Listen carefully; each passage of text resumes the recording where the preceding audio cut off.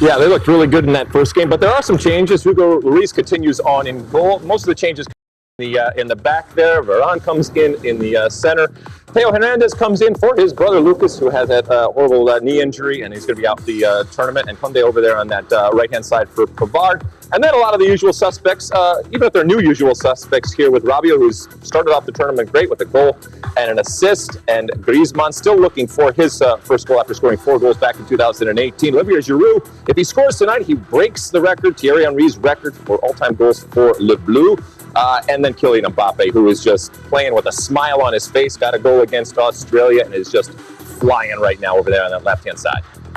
As for Denmark, regardless of the result tonight, they can't be eliminated or advance.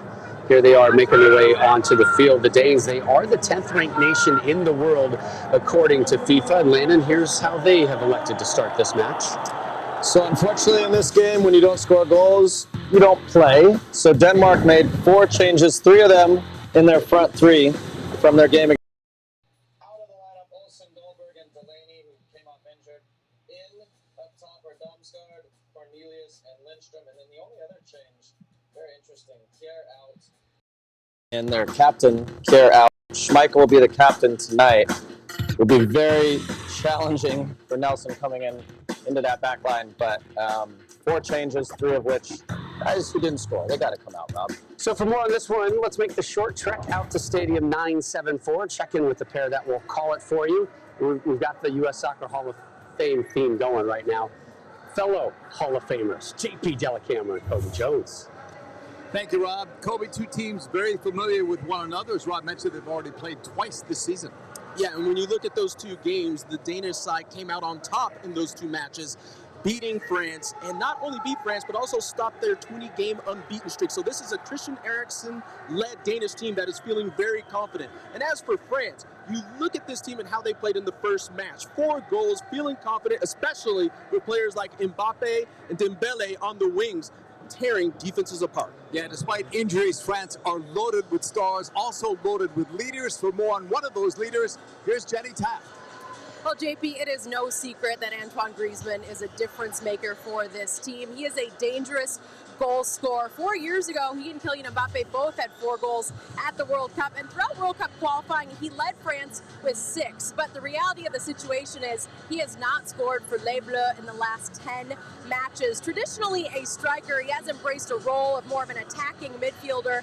And keeper Hugo Lloris had this to say about Antoine Griezmann, that he's always smiling, always happy, always doing everything he can to win all the battles on the pitch. He's the kind of teammate that makes everyone around him shine. But however way you look at this, Antoine Griezmann needs to be a difference maker if France wants to win that World Cup again. And promise me, they believe it and they're confident that this is the team to do it.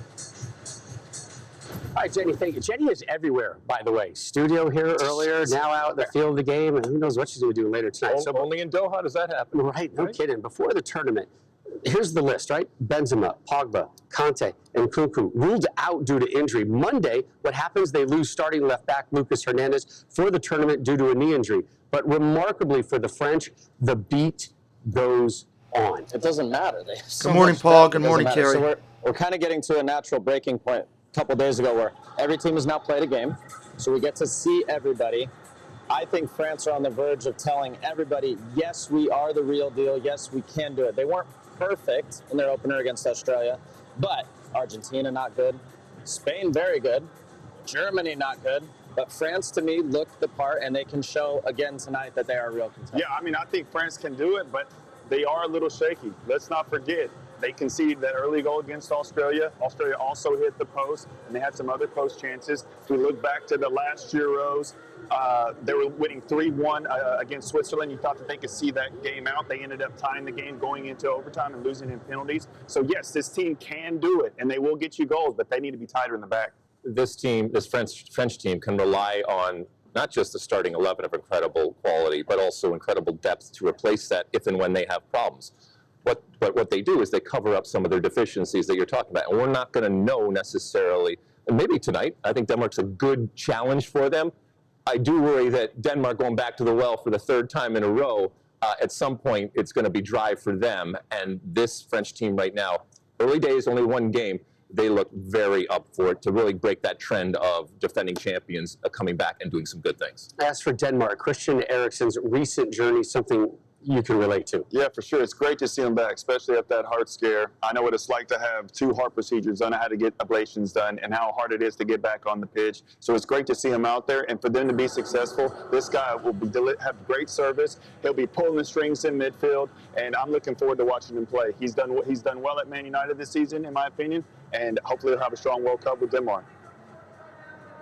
Yeah, it's just as a human being, it's so impressive to see him come back. Honestly, when I saw that happen, I thought we'd never see him on a soccer field again, right? Like, I would have never imagined that, but here he is starring in another World Cup.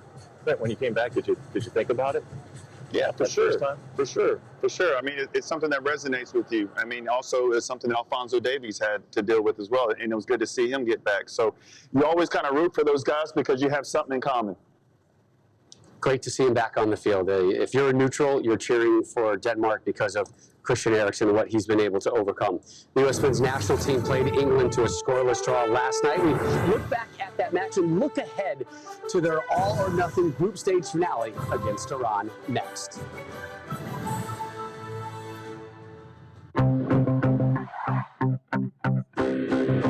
Gillette presents the Gillette Labs with Exfoliating Bar, a razor designed to take the hassle out of your routine with effortless shaving and one efficient stroke. The bar and the handle removes unseen dirt and debris that gets in the way of the blades, so nothing gets between you and a quick and easy shave.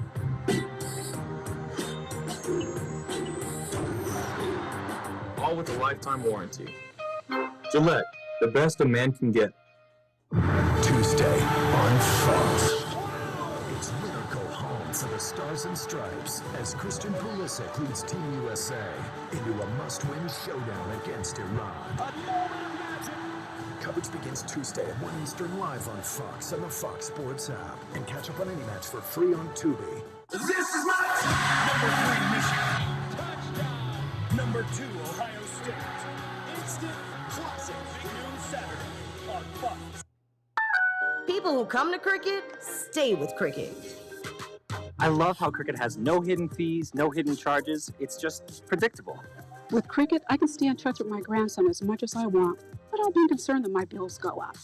The 5G is like fast.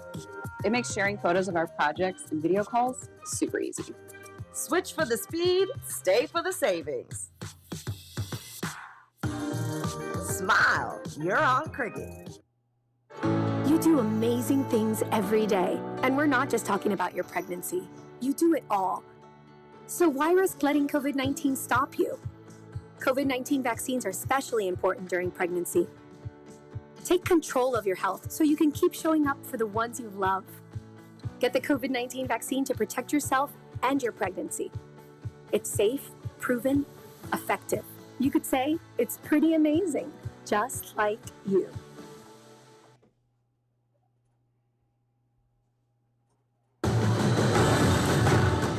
Weston McKennie was an absolute force in the midfield last night in their scoreless draw with England.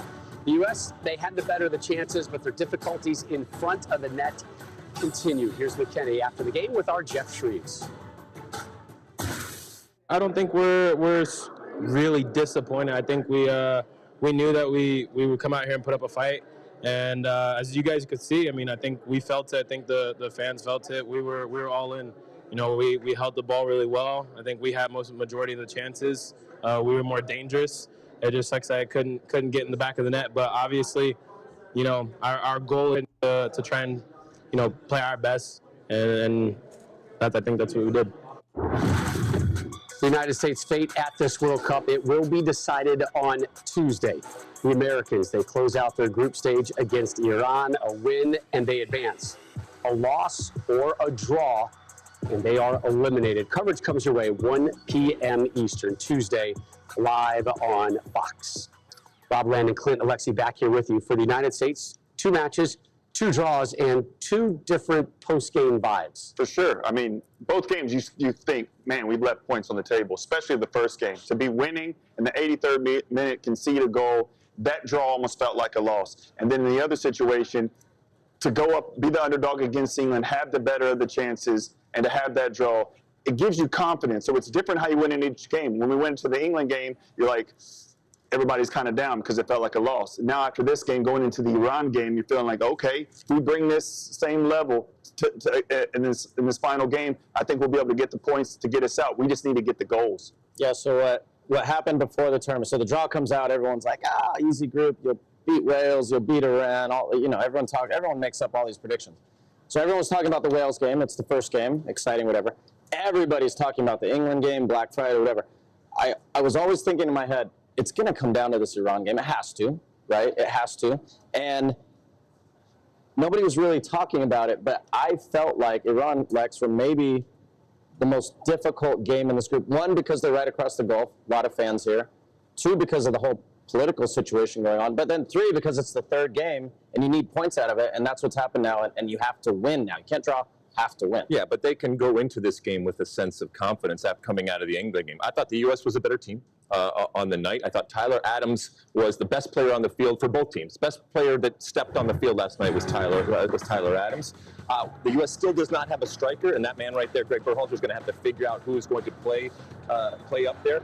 I thought England, I thought they were timid. I thought they were scared. The U.S. still doesn't have a whole lot of set pieces in success, and that's a concern, especially facing an Iran team that I think is going to bunker in. But if Greg Berhalter really has this progressive, evolved style, he should have the players that are able to break down a team like Iran in this game, where Iran does not need to score. They don't need to win. The U.S. has to win. They have to score. Let's take a minute and give Greg Berhalter credit, though. He got it absolutely right, spot on. They defended in a 4-4-2, absolutely killed any chance of England breaking them down, and then ultimately we just need to finish the goals. Like you said, you got to score the goals. If we don't score on Tuesday, we're done. I feel like we've been saying that for about since this guy left. Long time, man. How about that? Come back, baby. Come back, Clint. Hey, I can give you 10 minutes. Put me in. 10 minutes. I don't think you can give us 3 minutes with the tightness of that. Man, I ain't gonna lie, man. How are you able to breathe with that thing, man? I also expect like a ruby or something to be right there at the top. We'll work on that with wardrobe. Hey, we're gonna work on your voice too. We're gonna work on that voice. Is that what we're doing here? This is what the tea is for, my friend. Drink your tea. Later on, the spotlight will find Lionel Messi. His goal in the opener, not enough to prevent Argentina's stunning loss to Saudi Arabia. Looks to be in good spirits at training right there. Argentina must avoid defeat against Mexico or they would be eliminated. Nothing to laugh about in Argentina. Olivier Giroud and France eliminated Argentina from the last World Cup en route to lifting the trophy. But get ready for Denmark. We're going to hear from some of Les Bleus' key figures coming up next. '22 FIFA World Cup today on FS1 is presented by Google Pixel. I do not know what my breaking point is. That's what I'm here to find out. This is not an adventure race. You can't call your agent. No one's coming to save you. This is a real experience. Special Forces World's Toughest Test, January 4th on Fox. Monday on Fox. Scissor kick, my oh my. Brazil takes on Switzerland. Then Ronaldo takes center stage as Portugal faces Uruguay. Coverage begins Monday at 10 a.m. Eastern on Fox and the Fox Sports app. Now what? You say it when things go wrong. At Prudential, we think you should say it when things go right, too. Like when you score your dream job, sell your business, or discover she's smart, really smart. Now what? Here's what. You connect with Prudential's rock-solid team serving over 50 million people with investment, insurance, and retirement know-how. Who's your rock? Visit Prudential.com or speak to an advisor today. So is this stuff really fresh? Yes. I mean, yeah, we don't have freezers, we don't have microwaves. We always have fresh stuff coming in. I mean, this is the best guac that you can get. Fresh is what you stand for. Definitely.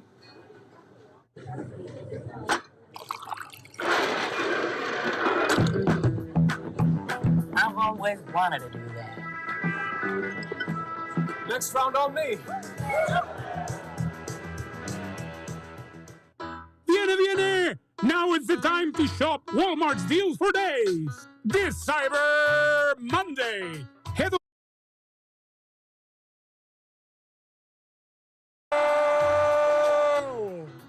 What do you mean the connecting rooms were not confirmed? Exactly, not confirmed. We need to be able to see our kids. Oh, you'll be able to see them. When you want your kids in a room that's actually connecting it matters where you stay. Hilton for the stay. Still 2 more World Cup matches coming your way today, both of them. Then later, Argentina takes on Mexico. Argentina must avoid defeat to stay alive in Group C.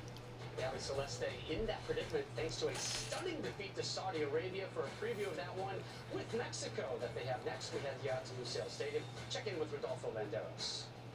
Thanks, Rob. Mexican fathers have gathered outside Lusail Stadium with a pre-warned hope that they can finally beat Argentina at the World Cup. And there's going to be a lot of changes for Anthony.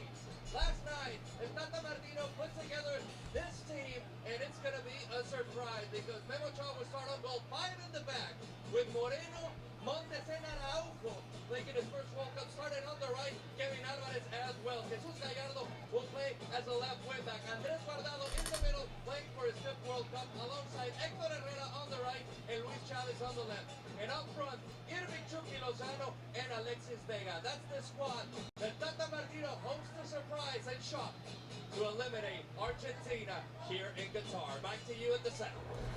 All right, Rodolfo, thank you again. That one is our nightcap. Coming up next, Kylian Mbappe and France. Mbappe among the scorers in France's opening win over Australia, his 5th career World Cup goal. PSG striker, picking up where we left off 4 years ago in Russia, where he bagged 4 goals. France forced to overcome a remarkable recent trend, which has seen the last 3 defending champs exit at the group stage. Today, Deschamps' men with no intention of joining that list, and they have every right to be confident given the talent on hand.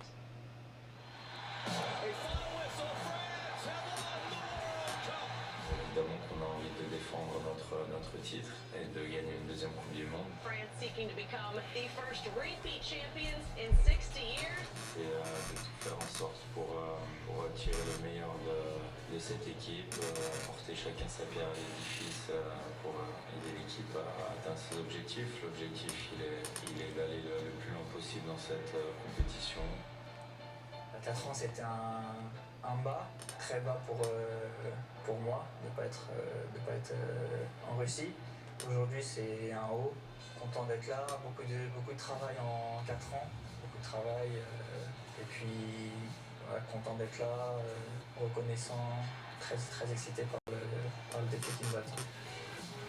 Personally, obviously, I keep in my head Titi Henry record. If I can pass him, it will be amazing. And his history for Olivier Giroud is now tied to Thierry Henry for the all-time France goal-scoring record. Il égale le record de Thierry Henry et franchement c'est quelque chose d'extraordinaire. Et il reste encore quelques matchs pour passer devant Thierry Henry, mais on est très content pour Olivier Giroud. J'espère qu'il va marquer beaucoup de buts dans ce mondial. Il est très bien rentré dans la compétition, c'est toujours important de commencer par une victoire, surtout en Coupe du Monde. Can France continue the quest to try to become the first back-to-back winners of a FIFA Men's World Cup since the 1960s? Olivier Giroud's double against Australia took him up to 51 international goals. He's now tied with Thierry Henry atop France's all-time scoring chart. Antoine Griezmann also not far behind, and over the next couple of years, Mr. Mbappe's name will keep creeping up higher on that chart. But can Denmark display the same form from last year's Euros when they reached the semis? Remember, they also blitzed through World Cup qualifying, 30 goals in 10 games. Today, though, they face a star-studded French side. Both Olivier Giroud and Kylian Mbappe eager to find the back of the net. Our players to watch coming your way after the break. Time to steal Christmas.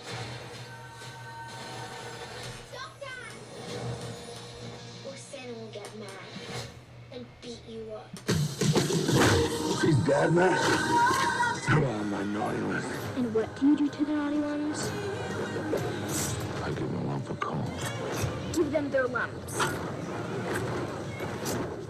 Santa Claus is coming to town. Violent Night, rated R. Only in theaters Friday. Okay, we'd open with creaky footsteps. Scary music goes all intense. The couple jumps up like, well, what is that? They scream, ah! And you go, it's the money you could save by bundling your home and car insurance. Whoa! Money shoots out from drawers, vents from under the bed. The couple's screaming. Right, you might be happy about the savings. They're scared of how happy savings make them feel. Oh, of course. See how much you could save by bundling with Geico. Ah, humbug. My signal is totally ghosting me. You need a better network. 'Tis the season to switch to Verizon. They'll give you the new iPhone 14 Pro. Amazing phone. Plus, Verizon gives you another Apple gift too, like Apple Watch SE, iPad, Beats Fit Pro. Oh, for me. No, Scrooge. This Black Friday weekend, get our best deal of the year. Only Verizon gives you the new iPhone 14 Pro, plus an Apple gift like Apple Watch SE, iPad, and Beats Fit Pro, all on us. That's a value of up to $1,900. Verizon. The world doesn't come together like this very often. But when it does, the results can be extraordinary. Qatar is committed to that idea and growing its potential as a partner, investor, and innovator, with possibilities that are unlimited and rewards that are priceless. Let the world play and become part of our story. Now what? You say it when things go wrong. At Prudential, we think you should say it when things go right, too. Like when you score your dream job, sell your business, or discover she's smart, really smart. Now what? Here's what. You connect with Prudential's rock-solid team serving over 50 million people with investment, insurance, and retirement know-how. Who's your rock? Visit Prudential.com or speak to an advisor today. Viene! Now it's the time to shop Walmart's deals for days. This Cyber Monday. Head online and don't miss out on this season's hottest deals at Walmart. Go! What's for dinner? Panera. Freshly prepared with clean ingredients. It's not just a night off from cooking. It's a delicious night on for everyone at the table. Panera. Only $1 delivery fee on our app. The 2022 FIFA World Cup free kick is presented by Coca-Cola.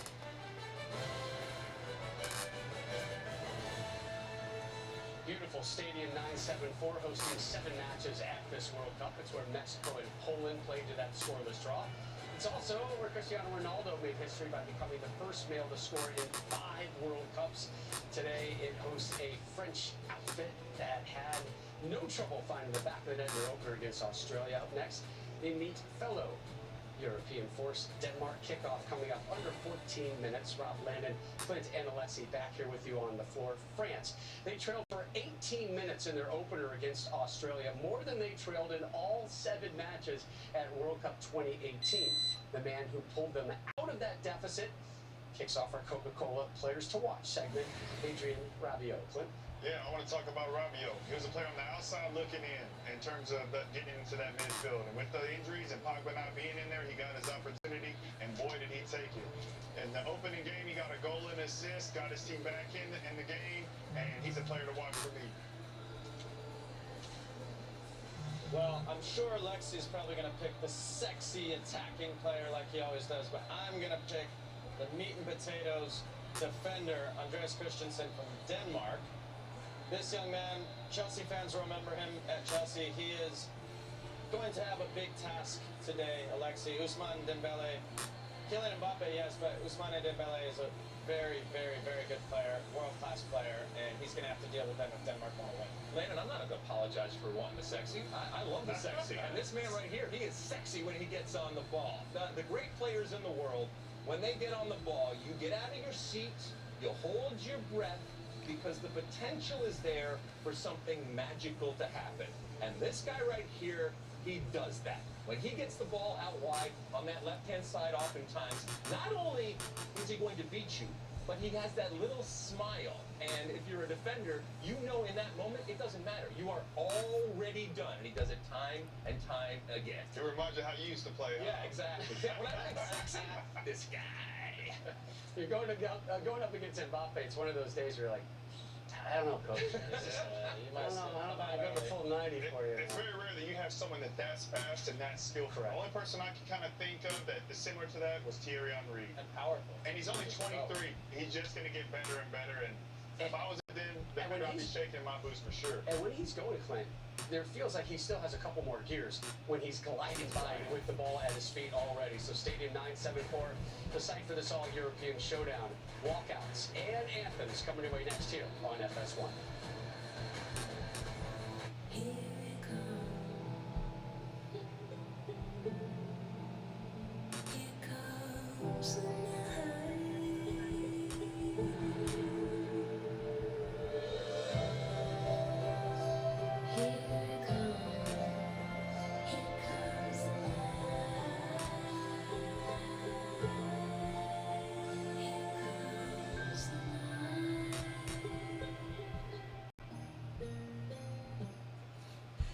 This is an upgrade.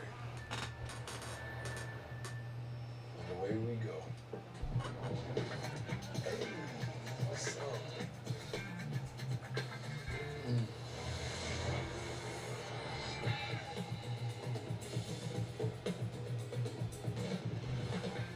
I can get used to this. The best way to see the world is to experience it. With travel upgrades and private events from Chase Sapphire Reserve.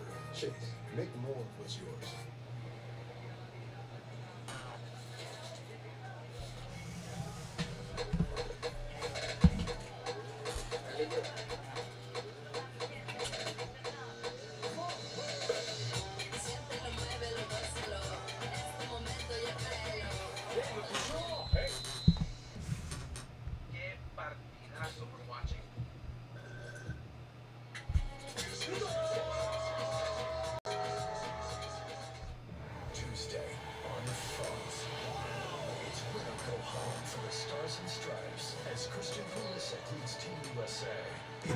Max, that's awesome, buddy. Welcome in. I'll be in there in a second. Stream live on Fox and the Fox Sports app, and catch up on any match for free on Tubi. This is Todd. And this is Sarah. She's leaving for Paris. But this isn't your classic holiday rom-com. It's a Nissan Avantage. Seriously? Featuring the Nissan Rogue. And more standard power than a CR-V. Yeah, I'm looking forward to seeing how it is myself. France played good the other day, so we'll see how they roll out and do today. If you're not subscribed, make sure you hit it up, Max. You might already be subscribed, but I'm glad you're here. We're just minutes away from them going, about 10 minutes out. About 10 minutes out.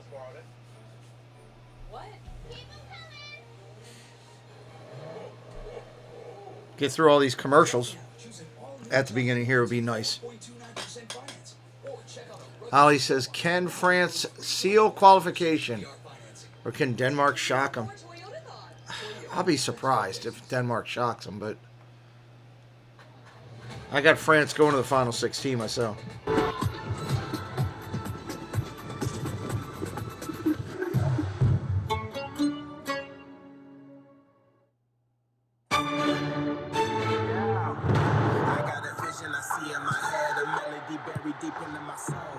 Smiles across the faces of the squad.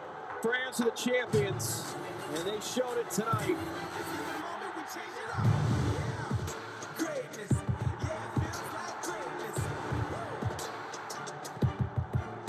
Wondering about Denmark now after the scoreless draw with Tunisia. Can France, do it again and really send a message? Stadium 974 lit up and alive and set to host our top 10 all-European affair. It is the fourth-ranked French taking on number 10 Denmark. Rob, Landon, Clint, Alexi back here with you. We go back inside the tunnel. An amazing stat here, Lex. We talked about it briefly in the pregame.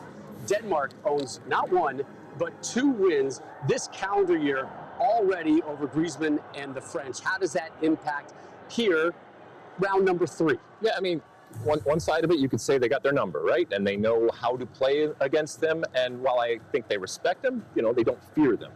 The other side is, this is a very good French team. And this is in this bubble of the World Cup. And it almost doesn't matter what happened in the past. And if you're going to go to the well again, the third time, it's a good chance it's going to come up empty against a team like France that is so good. It's hard to imagine a world champion you can beat 3 times in a row. Don't put it past Denmark, but I think France wins tonight, Deuce.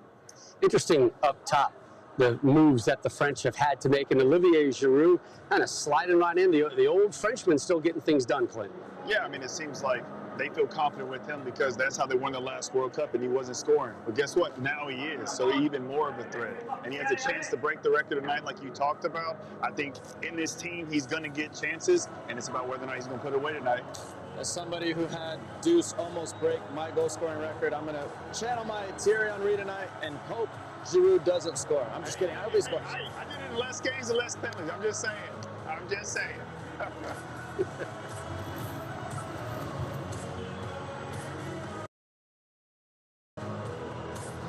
Hey, Francisco.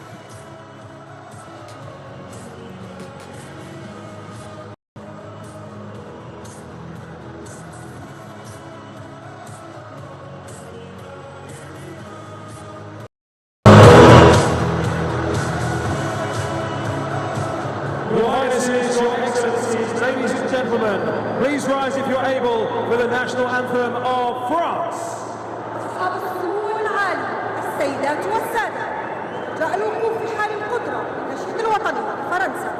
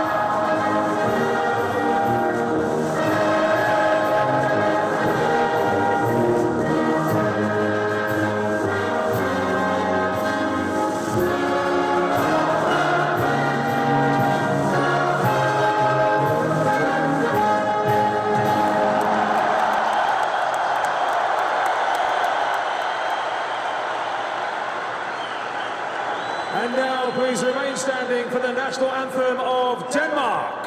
والآن برجاء متابعة الوقوف للنشيد الوطني للدنمارك.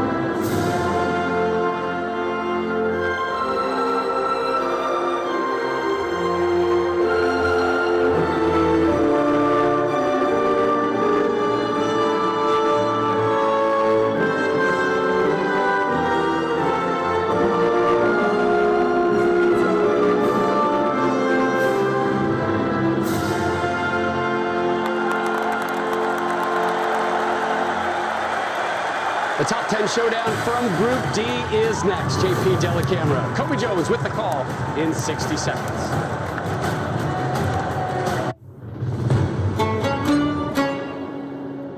Beckham in the house. Watching a little soccer. Nice. Bro, are you eating my Lay's? Yep. It's the FIFA World Cup. And it's football. Those are chips. Crisps. But that is soccer. No, my friend, that is football. Okay. Definition. Soccer is a round ball.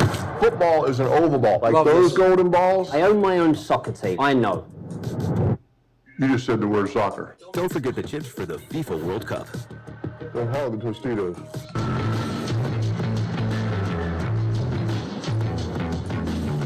Heavy-duty pulling power. To conquer the high road or the off-road. All right, so we're real close to getting rolling here. Drop of the ball coming real soon. Share it out. Let your friends know you're hanging out over here. We'd really appreciate it. Going to try to get this one going here really good tonight.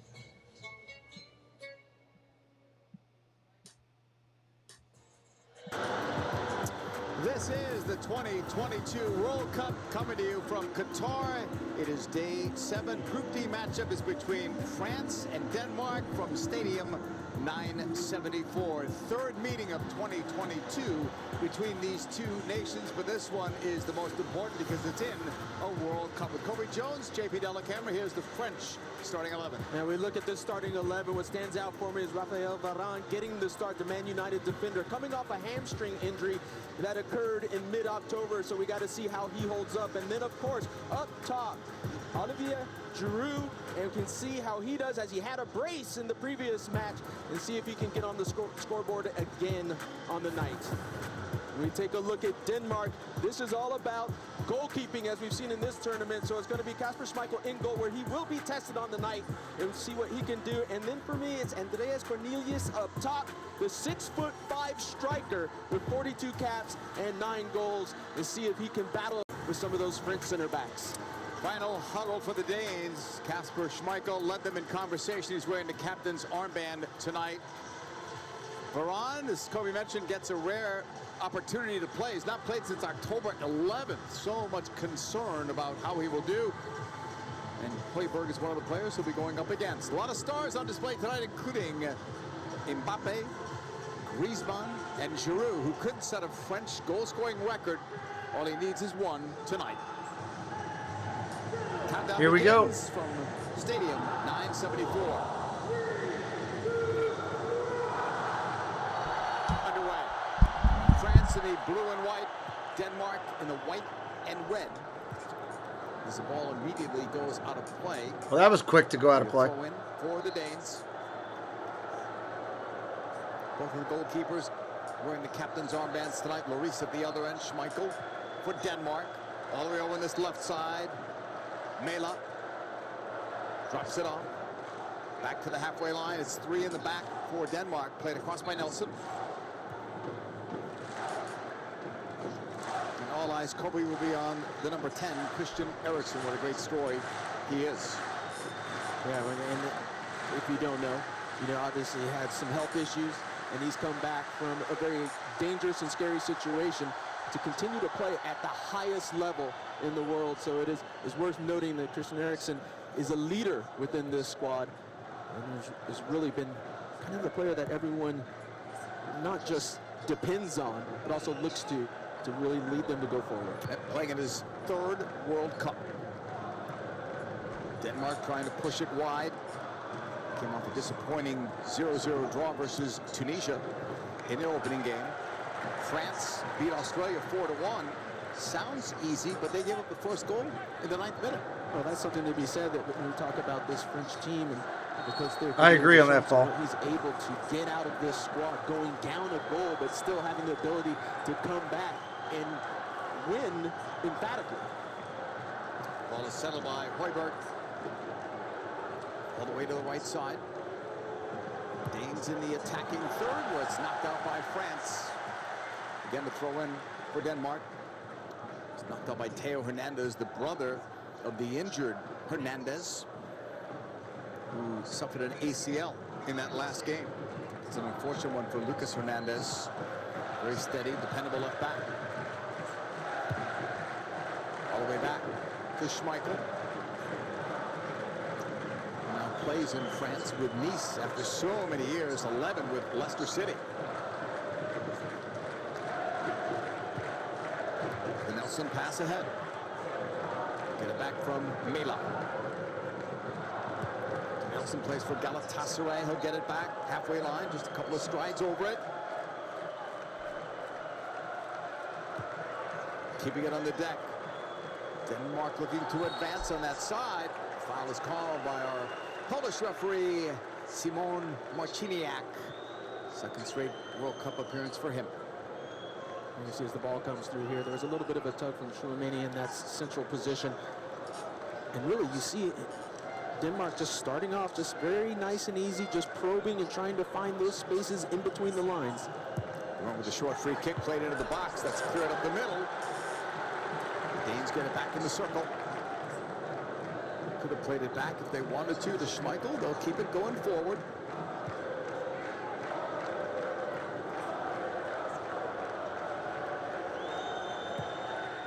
Game 2 for these two sides here in Group D. Ball is turned over.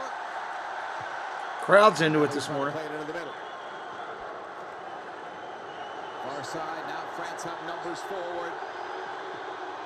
Couple of step overs there. Denmark break away. It's laid up by Cornelius. Now Denmark will look to come back the other way. The French will slow them down. First player to stop it was Griezmann. Into space. Too far.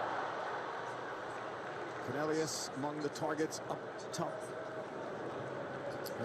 Cornelius, one of those new starts, as they mentioned in studios. Landon mentioned 3 new players in the attack, so it's going to be about how the connection of those 3 up top, how can they work together, play off of each other, and get a read of how this World Cup is going. This is their first match, while a lot of the players on the team have already played, so it's really about just establishing and being part of the rhythm. 141st cap for that man, Hugo Lloris. One shy of the record for France, Lilian Thuram, whose son is a member of this French team.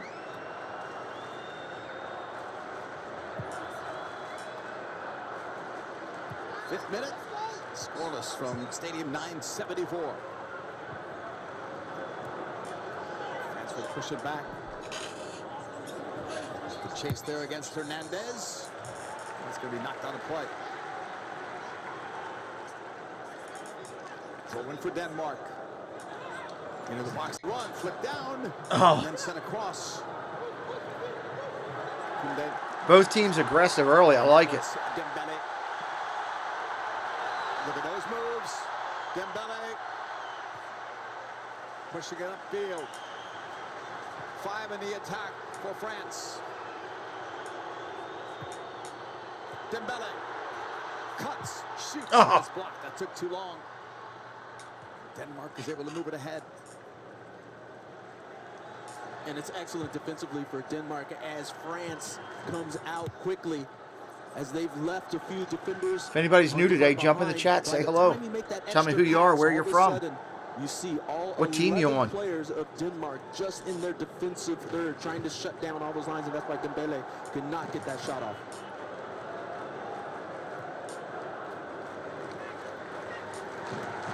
Denmark on the ball, playing in their 6th World Cup. They're ranked number 10. Morning, Jesse. FIFA. France, the defending champs, 16th World Cup, 7 consecutive times. The defending champions have won it twice. First time, 1998, when they were the host nation.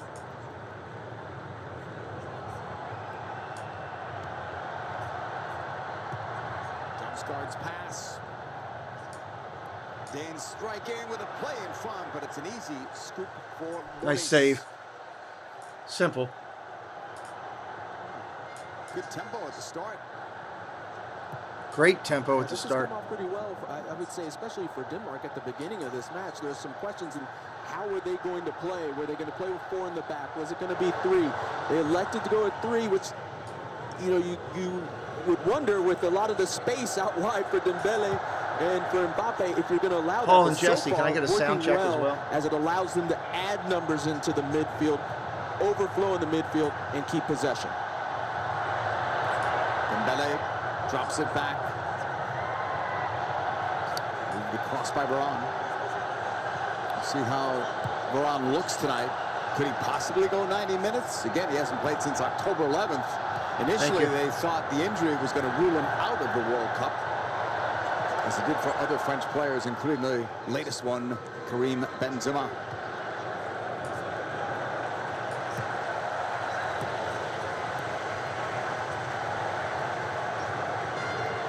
The great Mbappe tackled out. We are covering all the games all the way through the final, so hit us up with a subscribe if you are new today. That is Kasper Hjulmand, 22 wins in charge, 3 draws, 9 losses. Led them in Euro 2020, semifinal loss against England. Dembele leaves it. Rabiot all the way across. It is settled there by Mbappe, sending it in, headed out. Mbappe already with 1 goal in this World Cup, 5 in his young World Cup career. Varane pushes it. Belly has seen so much of the ball at the start of this game. Rabiot, who plays for Juventus. Great spacing by France.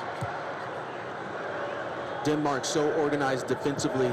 We talked about playing 3 in the back, but defensively when they're dropping in, those 2 outside players drop all the way in, so there's actually a back line of 5. It's making it very difficult for France to figure out a way to break them down. Giroud's Koundé to Dembele. Back by Griezmann.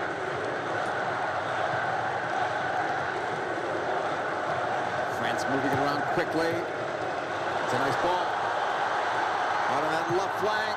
Hernandez, the cross, headed down. Oh! Swing and a miss there. France looked dangerous on that. That was a great play, and Olivier Giroud had a great look. Just hesitated a little bit too much, tried to allow that ball to just drop to the left foot. 51 career goals for France for Giroud, tied with the great Thierry Henry.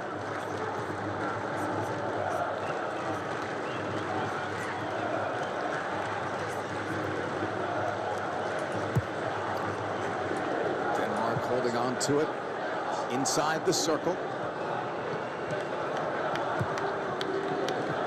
That left flank, Mela. Going long, open on the right. The Danes look for play in the middle. That's blocked. It's going to roll out for. Well, hit the post there. Hit the flag, stayed in. Ball played inside. Lloris grabs it in traffic. That's why you don't give up on the ball, Kobe. That ball was certainly going out. Certainly going out with clarity, and it ends up with the cross coming in, but Lloris, probably the first time that he comes off of his line, gets involved in the game a little bit. JP, up until this moment, you can feel that this game, it's like chess right now. Everyone's trying to figure out where they want to go, what next move they're going to make. It hasn't been an up and down match yet. It's trying to find each other's weaknesses and which tactics, which offensive tactics works best to break down the opponent. As we mentioned before, they're not strangers to one another, having played recently in the UEFA Nations League. So you learn something from those games, and Denmark won them both. Well, you can see just the tactics for Denmark, where it is being very disciplined defensively, dropping everyone back into those lines. And when you do have Mbappe, Griezmann, Dembele, Giroud, and name keep going. 10 others, you have to be disciplined defensively. Griezmann and Mbappe were trying to work together. Foul is given there. And France didn't like that call. Just cut the referee's face. And the ball comes in. It's a little bit of a push from behind. And anytime those arms are stretched out, that makes it easy for the referee to make that call. Griezmann's over the ball. Has not scored for France in his last 10 games. Has 42 career international goals. 111 appearances. Here is Griezmann. Sending it in low. Headed. Oh! It was on, but it was headed out by Denmark, so it's a corner for France. And this is a great ball put in by Griezmann. It has the pace to be dangerous where it freezes the keeper. And as Varane goes up, he misses it, but just enough. Cornelius sends that one out. He just underestimated the height on that. Once again, looking for Olivier Giroud in that central position. It's a Griezmann corner, 13th minute.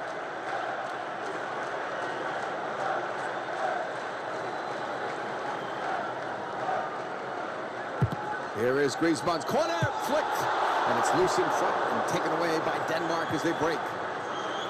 Into space, long run. But a long run back as well. It's played back to Thibaut Lloris. There's a nice run back by Upamecano. Plays for Bayern Munich. And that was to the face or head area, so play is stopped. Took it to the face. Let's take a look up. Oh, he got an elbow.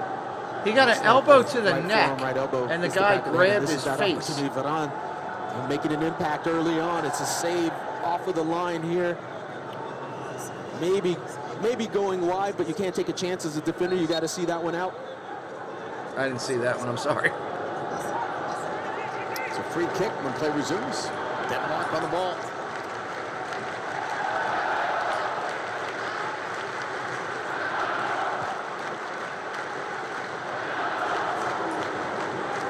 Christensen holding there.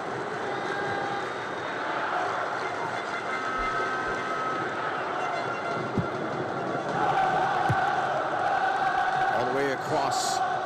Oh. Nice steal. Haven't really been able to find Eriksen when they've had the ball, at least not so far. No, and that's a key Uniforms issue makes it when we easy to talk keep about an the eye on who's attack wearing with this one Denmark too. and how they With the blue and want the to white. be dangerous. It seems like a lot of the times they're just outside the 18. We've got to get Eriksen more involved in this match. Comes guard. There. Wins it back. If you're brand new, say hello in the chat. Let us know what team you're on. All fans welcome here. All fans welcome. Side. Hernandez on the move. Hey, Stephanie. Taylor plays for AC Welcome back in. Mbappe leaves it.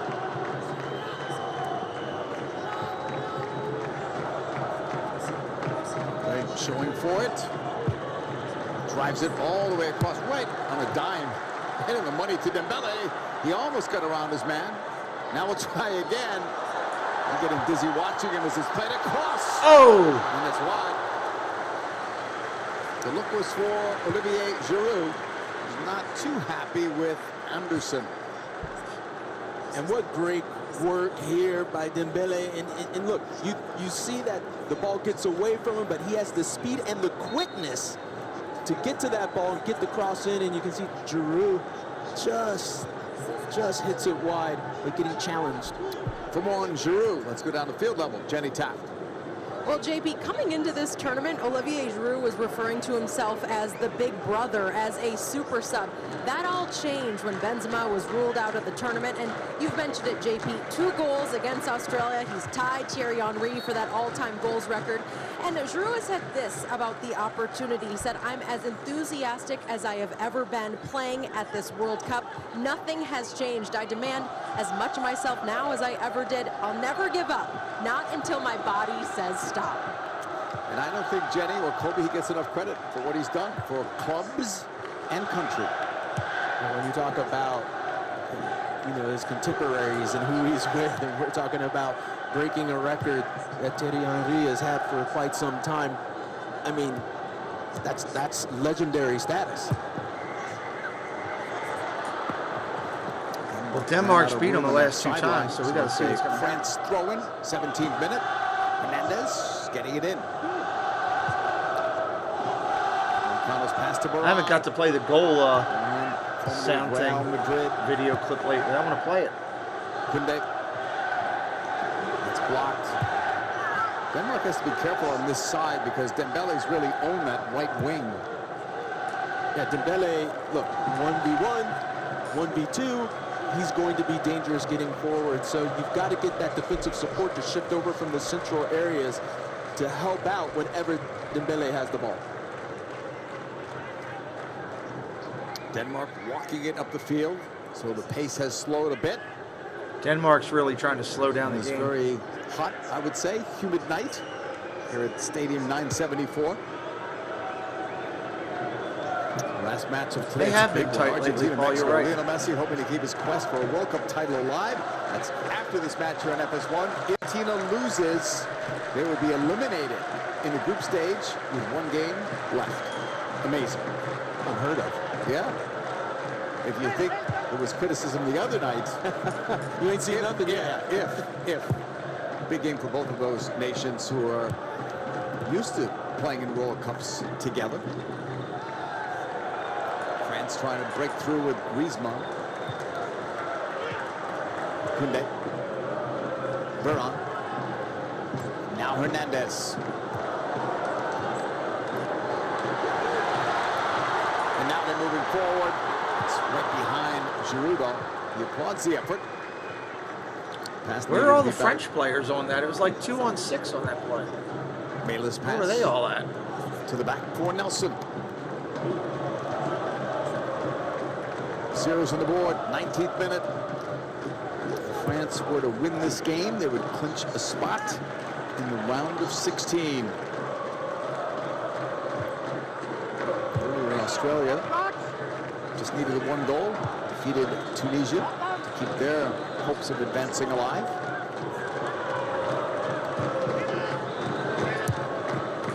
Left sideline, Mela, tackled out.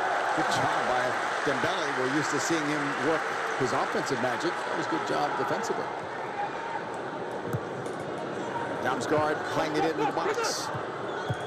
To the outside, now back in for Damsgaard. Blocked. Here's Antoine Griezmann. Trying to take something off that ball. Oh! What's the call? What's the card? What's the color?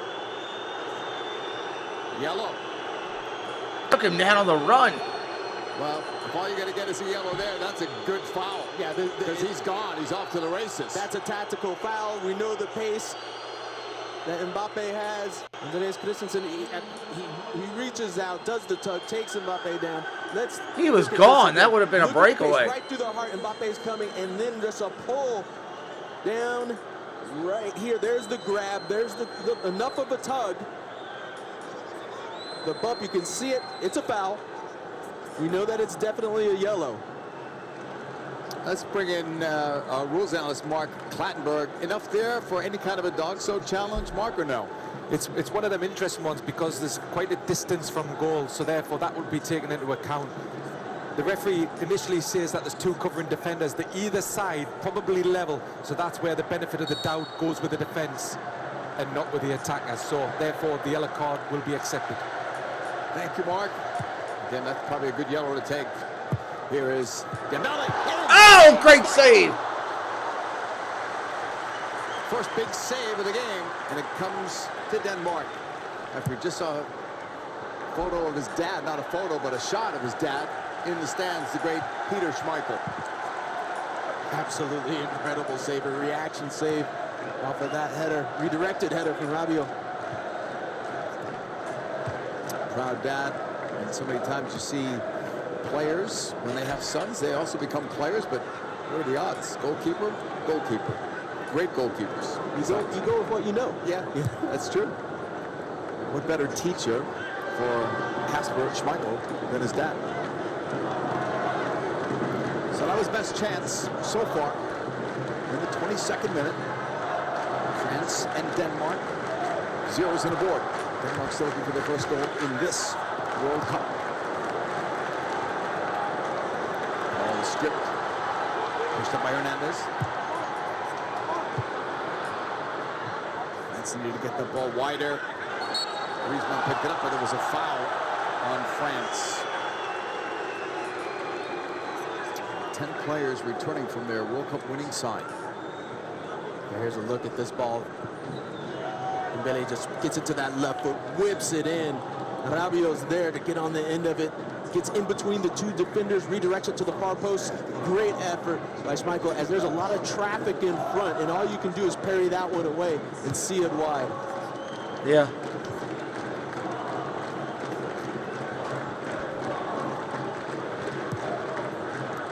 Denmark holding in the center. And this slower play, this kind of passing back and forth benefits Denmark much more than France. They do not want a fast game because that's going to benefit the likes. Got another yellow of Mbappe, Dembele, and Griezmann breaking out on the counters. Yellow card just went to Cornelius. No changes in tonight's starting 11 for Denmark. They made 4 changes from the first game. France made 3.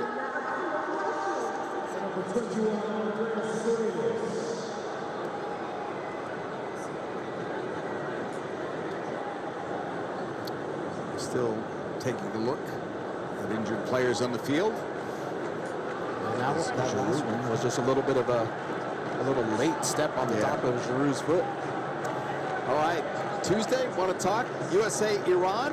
All the U.S. need to do is win that game. Not going to be easy, right? If they win, they advance out of the group stage. Coverage begins at 1 p.m. Eastern, 10 a.m. Pacific on Fox. Everybody in the studio is giving their take on how the U.S. looked against England. How about you? I thought they looked good. You know, that they played well. They created chances. They did look good. Defensively, they were sound at major moments throughout the match, and that's important. And even when they did break down, they were able to recover. The big thing for me, though, is that they weren't able to finish it off and put a ball in the back of the net. That's what they're looking for. Jenny, you've been with the U.S. covering them. How are they feeling these days? Well, JP, I think what was so telling is how confident they all were heading into the match, and they believed. I mean, we may have questioned if they could hang with England, but they always knew that they could. And the big message from Greg Berhalter after that draw, after that performance, was make sure that you guys know and are proud of how you played today, but we've accomplished nothing. And then he also looked over at me and said, this is a perfect position for us because it's win and you're in, lose and you go home. It doesn't matter if they lose this game. That World Cup journey will end, but backs against the wall, how are they going to rise to the occasion? I feel like this group is ready, and they are thriving and enjoying this World Cup experience. Doesn't matter that they're young, JP. They're feeling it right now. Yeah, that's a good sign. We'll see how they go against Iran. Everyone talked about Iran being a more dangerous team, maybe than people gave them credit for before this tournament started. A nice bounce-back game after their disastrous loss against England. Well, I think they showed that they can put two in the back of the net pretty quickly. Yeah. Long distance for Denmark. It's too long despite that effort. To keep it in by Mela. Plenty of Danish fans in this building tonight, but the French appear to have outnumbered them. Seems to be more blue than red in the stadium. Dave Chappelle, what's up, buddy? You got your pockets in here. You got little pockets of red here and there where the Danes are getting their support. They said the other night for Mexico-Poland, the building was shaking, they said. I believe it. And they were saying it was the Mexican fans, they said, that were making this quite an atmosphere. Enthusiastic. Maurice will push it left.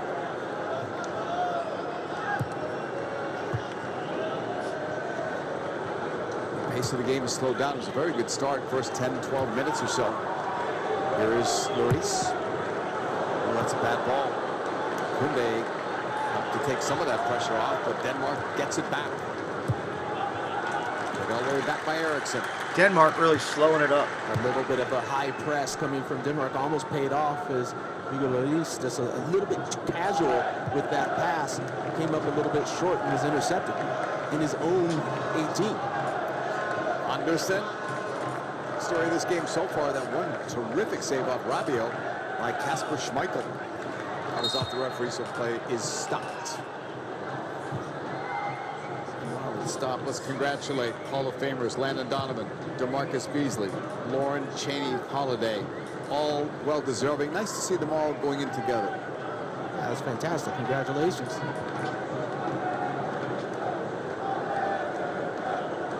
Denmark back with it in the 27th minute.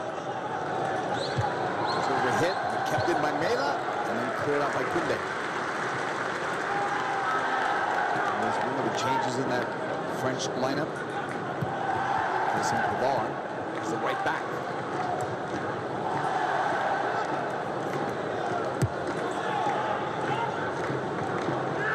Højbjerg plays for time. Get the return.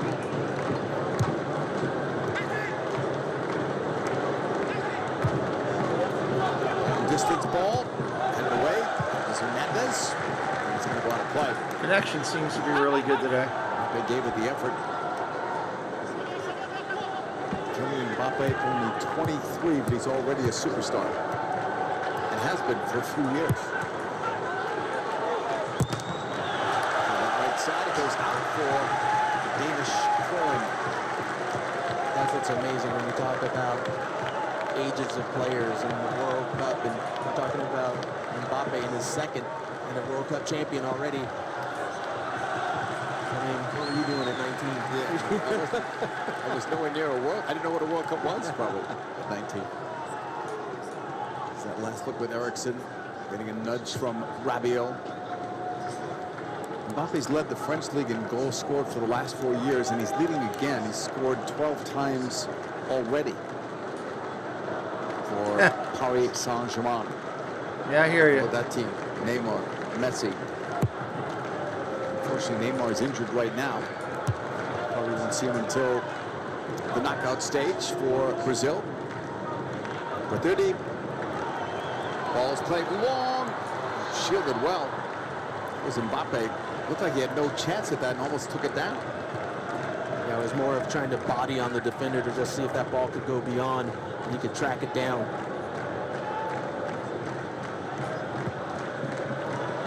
Tucked in for Denmark on that right side. Nakano was able to put it out for a throw-in instead of giving up a corner.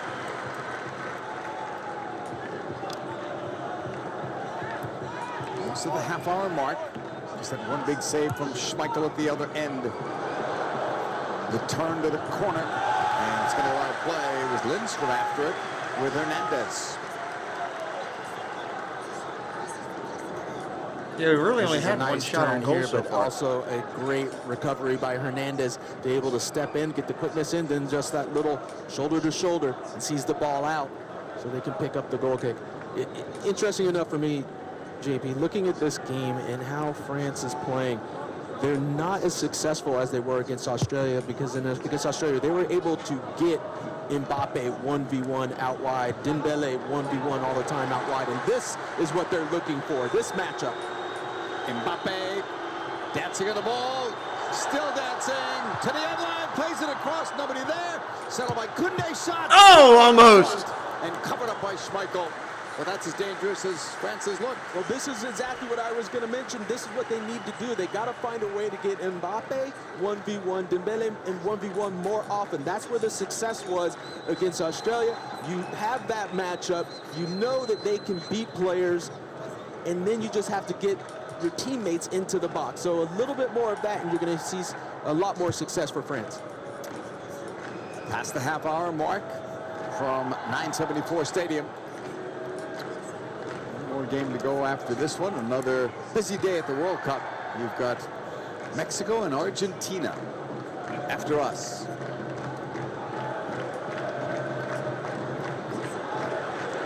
And the turnover. France will break and he kicked it away. Was off target. He knew it.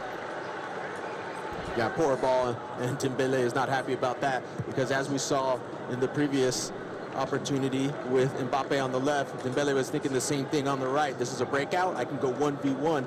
That's where France can be dangerous.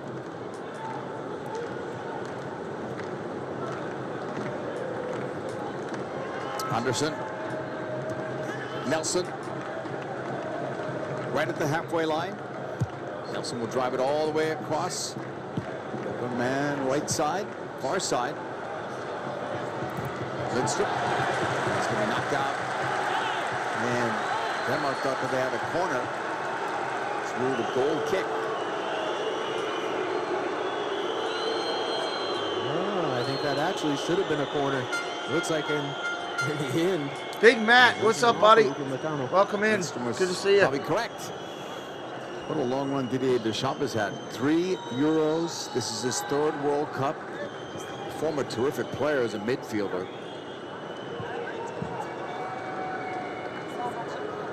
Trying to defeat Denmark today. We've always talked about this, Kobe. Doesn't matter what sport. To beat a team 3 times in 1 year is difficult. And Denmark has beaten France already twice. We'll see if they can do it again. They throw in. Varane. Nakano. Hernandez. 33rd minute. Scoreless at the moment. Griezmann's pass. Mbappe. Twisting and turning. Try to leave it. Too fancy there. Almost lost by Denmark. They'll recover. Oh, no foul. Griezmann, play is continuing. Griezmann towards the end line, across, foot save, Schmeichel. Dembele leaves it off. Oh. That's blocked. Headed once. Dembele shot blocked. Griezmann, Dembele after it. France is definitely getting some opportunities. Up there. Koundé. Mendy.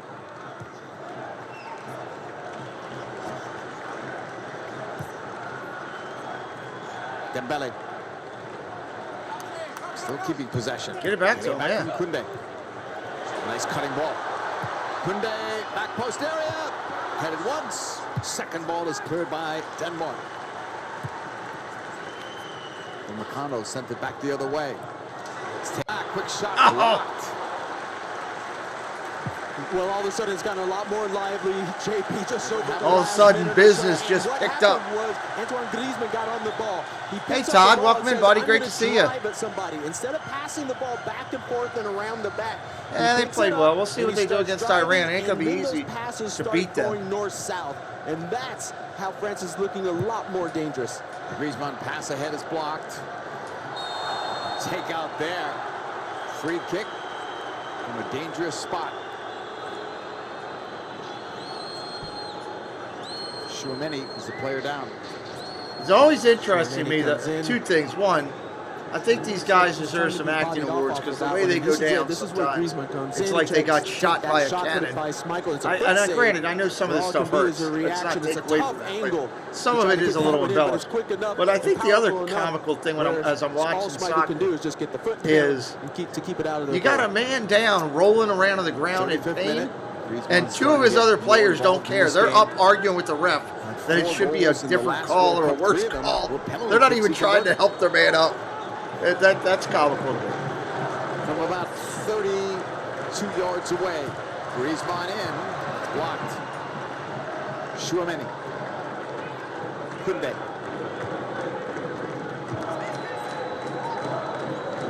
Griezmann moving it ahead.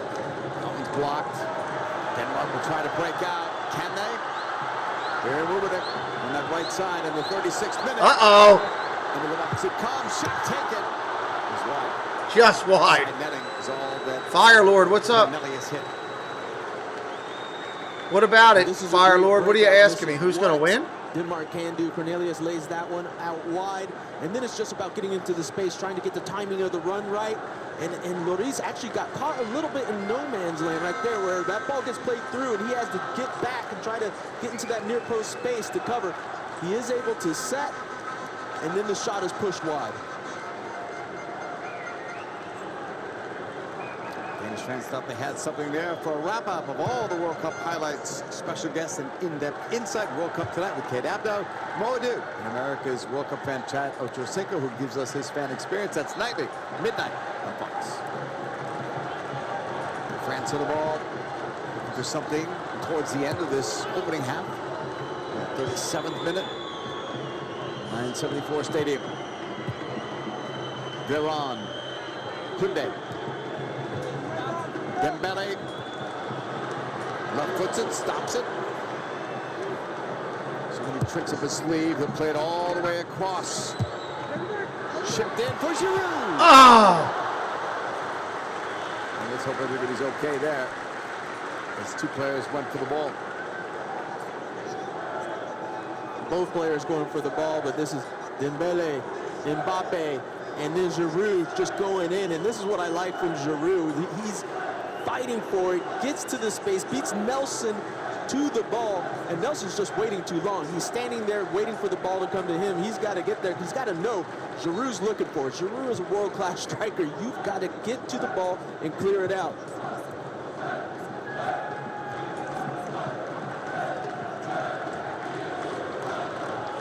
th minute. He was pushed across by Nelson. Denmark in the white and red, advancing. Calling for it on that left side was Mela. And cleared by France, but not well. Denmark will try to recycle this. I don't have time to do any of that right now. Lindstrom holding. I'm already doing 3 streams a day sometimes. Sometimes they've spotted someone on that right side. They do it again. Into the box, and that's wide. Wow, if they had somebody there, that would have been something. And pay attention to this. Christensen is absolutely furious as he does a Meg here and drives this right across the face of the goal. He's upset that Cornelius did not make the run to that near post space. He makes that run, it's a tap-in. Ball cleared out for another throw-in for France. Giroud with a 2-goal performance in his first game. projected to be coming off the bench, and then Benzema gets injured, and look who's starting. I think it's interesting. We talk about all the injuries that have happened, and yes, this is a different time, different season, but that always happens in every World Cup. Yeah. Upfield, stumble. That's what the referee says. Play on. Hernandez thought it was more. Griezmann wins that ball. Stays with it. Great effort from Antoine Griezmann. Putting one up for Giroud. Trying to bring it down. It was an awkward attempt. Wasn't really fully balanced. How about the work rate from Griezmann? Yeah, this is what you like to see. Let's see on this one. Yeah, I agree with that. That was just a very awkward fall. Coming in there from Hernandez. Header by Varane. Slow the play down. Denmark will get it. No foul given there either. They're letting them play a little bit right now. Pass, Uh-oh. Dembele catches up to it. In front. Oh, they had a perfect opportunity and blew it. Normally, that's in, and Mbappe knows it. 9 times out of 10, that is in the back of the net. And here we have a look at getting that ball exactly where it needs to be. You're finding Dembele on the wing, on the flank. No one's going to catch him at this point. He picks his head up, sees Mbappe dropping in rather than going to that that should have been a goal right there. For Mbappe, for that's France. a goal. He just gets underneath it, pops it over. Now we got to see how he takes that going into the half. 41st minute. Long-range pass on the ground is going to be cleared away. Denmark back on the ball in the 41st minute, but also a stop play. Got about 5 minutes. Well, 5 minutes, and then whatever they add on extra, it'll be some added on. Cornelius comes in a little bit, and yeah, that's soft. That's soft for me. That's just incidental contact. Yeah, he does step on top of him, but the ball's gone. Nothing meant by it. France will clinch a spot in the round of 16 if they can get a win tonight. Easier said than done against a very competent Denmark side. Loris past the halfway line with that clearance. It's anybody's ball. It was cleared back by Cornelius. Mbappe ran out of room.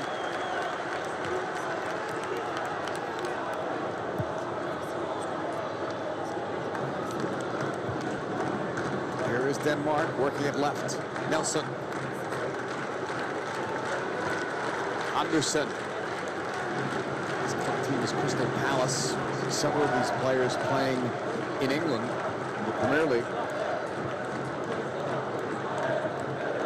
Nelson. Had Mela left, goes the other way instead. That right side has been open. Hernandez trying to defend against it. Then up with Meccano. Finding Griezmann. Dembele was calling for the ball upfield. Not an easy pass, perhaps, for Griezmann to make. I'm not sure he even saw him. Koundé getting it back. The pass was overhit, and 2 players collide right there.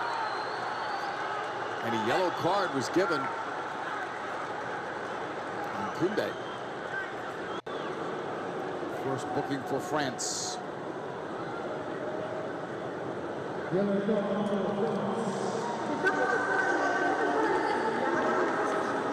yeah, that's ugly. It's just a step on the ankle of Nelson. He comes through, does touch the ball a little bit, but then just follow through. Just steps on the top of the ankle, and Nelson's ankle was not in a good position. 43rd minute, scoreless between France and Denmark. Your take on what's been happening here? And like I said, I still think it's been a bit of a chess match. Tactically for France, they still need to get the ball wide. I would like to see Mbappe in that wide position with his back to the touchline, receive the ball and then drive. Every time he's gotten it out wide, he's been dangerous.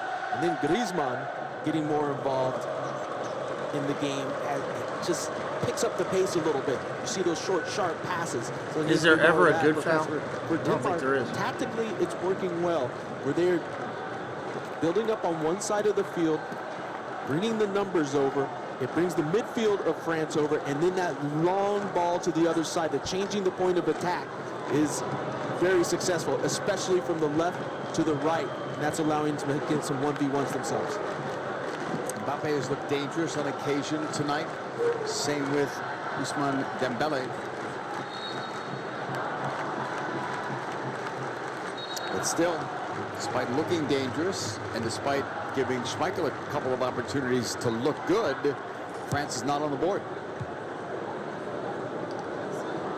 Scoring 4 in the last game versus Australia.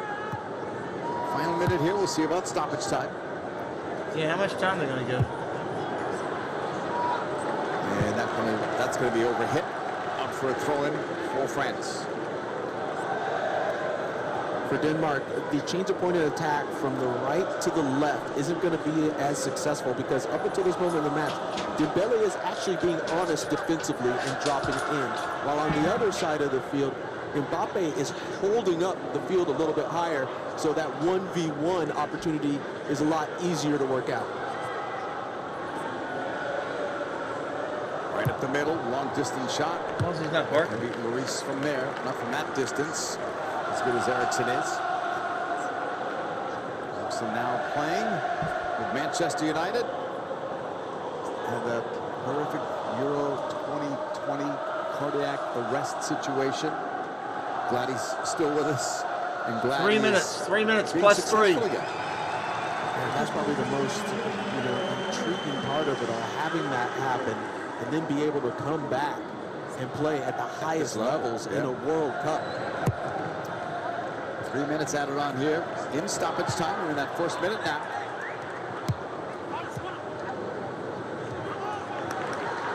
Got wanted that pass back to him, but instead it's Griezmann. Hernandez with options left and right and center for that matter. Tchouameni's pass in the middle. Rabiot. Give and go. Rabiot. Got it wide. Mbappe into the box. He wanted Giroud. Not there. More on the Eriksen story, Jenny Taft. Well, JP, you gave the background story there, and I know so many soccer fans are familiar with it, but the biggest takeaway is after he was fitted with that cardioverter defibrillator to monitor his heartbeat, many really believed that his soccer career was over, and that was except for Eriksen. A few weeks after the surgery, he said his intention was to represent Denmark at the World Cup. That is exactly what he's doing. I mean, it's about as inspiring as it gets every time I think about that story. That's why I think his players, his teammates were playing for him, and they got all the way to the semis of that European competition. Denmark and France scoreless here. Will that be your score at halftime? We're almost there. Mela in the middle. Back on that left flank. Last touch by Mela, throwing for France.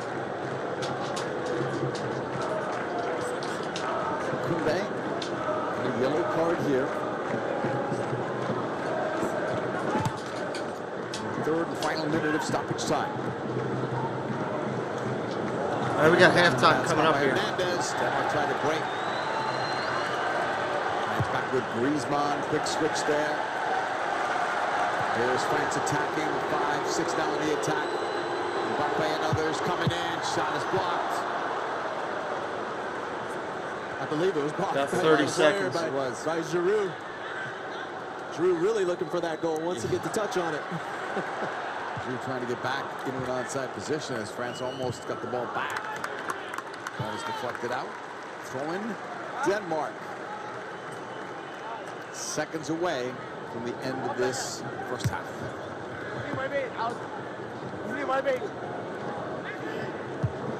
Last play by Mbappe.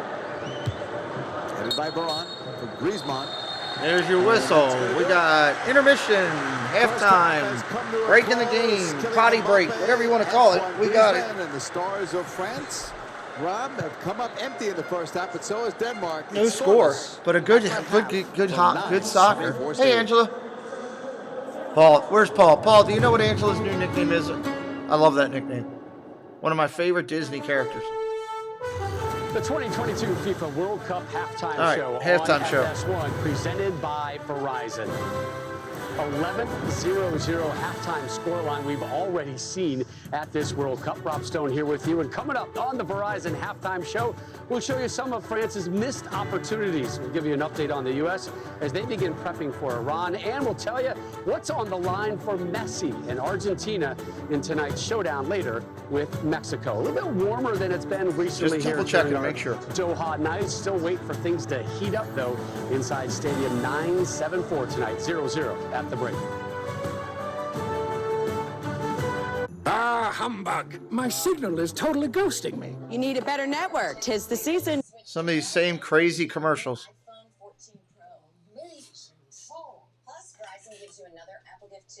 Hey, we're having a good job today. I mean, we're averaging 10 people watching a day for France and Denmark. So I don't know how we go about getting share outs in some of these other countries. I have done international tags and all kind of stuff trying to draw in some of these other people with no luck. And I'm really surprised because when we did the Olympics and I did those international tags, we did great. We had all kind of people in here. We were struggling to do some translations and everything, but hasn't happened for soccer. I don't know why.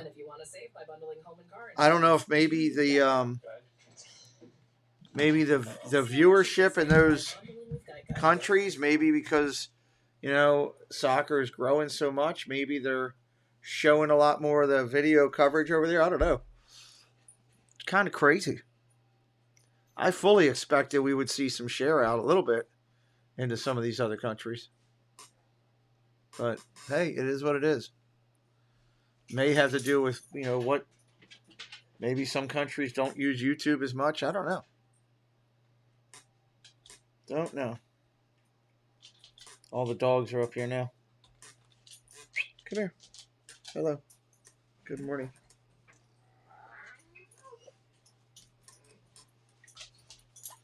What? Come here, you. Yeah, all good questions that I have no answers to. So, but we'll at least get halftime here. And that's a good thing, I guess. Can't do anything about it.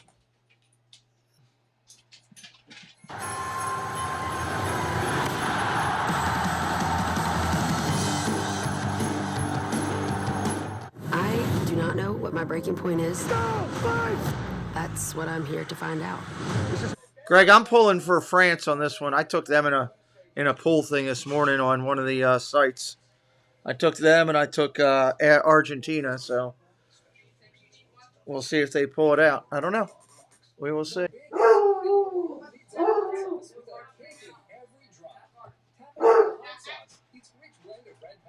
What's he barking at? What's he barking at? Deliver a more tangy, delicious taste. With Tapatio, you get a boost of exceptional flavors, a zesty of spiciness, and a fuller, richer taste. Always the perfect amount of heat every time. America loves Tapatio, a kick in every drop. Yo, what's up? I'm Paul Wright, fitness trainer. The new they agree. Shorts are next level. The fit, perfect for my legs. The fabric is super soft, and the pocket is perfect to hold my keys, chapstick, and my phone at the same time. You can take these shorts to the gym, back home, and back out to run errands. The Sunday short is truly my everyday short. The 2022 FIFA World Cup halftime show on FS1 is presented by Verizon. France put 4 past Australia in their first game. They've been held in check by Denmark so far. Later tonight, Lionel Messi and Argentina fight for their World Cup lives against Mexico. Welcome inside our studio. Rob Stone, Landon Donovan, Clint Dempsey, and Alexi Lawless here with you. The only 0-0 finish at the 2018 World Cup between these two teams, France and Denmark, came in the group stage. Deja vu all over again, so far at least. You know I love me a set piece. Set pieces. There we go. Just put it in the area where the big, tall guy, that's Varane right there, can get it, and things can happen. Good things can happen. Saved off the line there, but already a warning. Yes, and Dembele here, who's been working on both sides of the ball, puts in a great cross to Rabiot, who almost gets his second of the tournament. Great push save from Schmeichel. Later in the half, 33rd minute, no foul there. Little 1-2 here with Griezmann and Giroud. And Kasper Schmeichel with a skate save and a butte. Kind of tied him up a little bit there. It's kind of awkward, but he kept it out. Keep it out of the net. All France through 45, the shot advantage 12-2 in favor of the defending World Cup champs. How much longer do you think Denmark can hold on playing at this type of pace, this type of style? Well, they've proven they can. If I told you guys Denmark was leading in possession in that first half, you'd say it was crazy. But France had the bigger chances, but they can't score, dude. Yeah, I mean, the last few times they played them, they've only gotten 1 goal, but they've had plenty of chances tonight. Hopefully second half, they'll be able to do it. It's a blue highway right now, but it's a bend, don't break type of mentality for Denmark. They get out of here with a point, take that right to the bank after what's happened in the first half. And again, remember, Denmark already 2 wins over France this calendar year. The U.S. men's national team with 2 points through their first 2 games. Their fate in Group B will be decided on Tuesday against Iran. We'll get you ready for that one coming up after the break. The world doesn't come together like this very often. But when it does, the results can be extraordinary. Qatar is committed to that idea and growing its potential as a partner, investor, and innovator with possibilities that are unlimited and rewards that are priceless. Let the world play and become part of our story. Good morning, America. Rise and shine. All across the country, we're getting up early this year with one thing on our mind. Football! It's soccer. Whether you're repping La Cultura in all the colors, or you need the world to know this is our year. We are at halftime, everybody. Halftime of this match. Just waiting on it. Greg says, I don't like helping classmates who don't want to be spoon-fed the answers. Well, good. Don't help people like that. So I'm glad you guys are here. Hope you're having a good time. We're listening into the halftime coverage right here on the channel.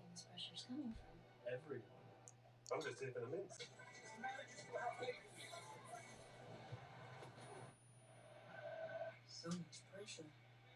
Pressure makes diamonds. Sure. Incredible!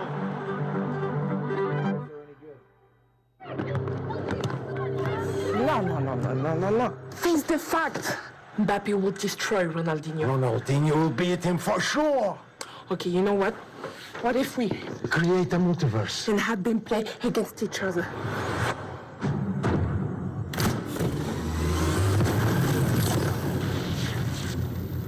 Honey?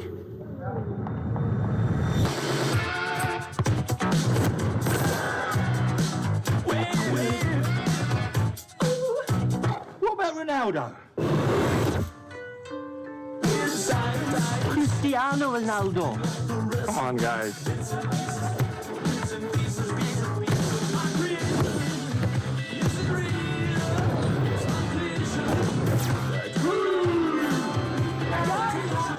What if we Go forward in time.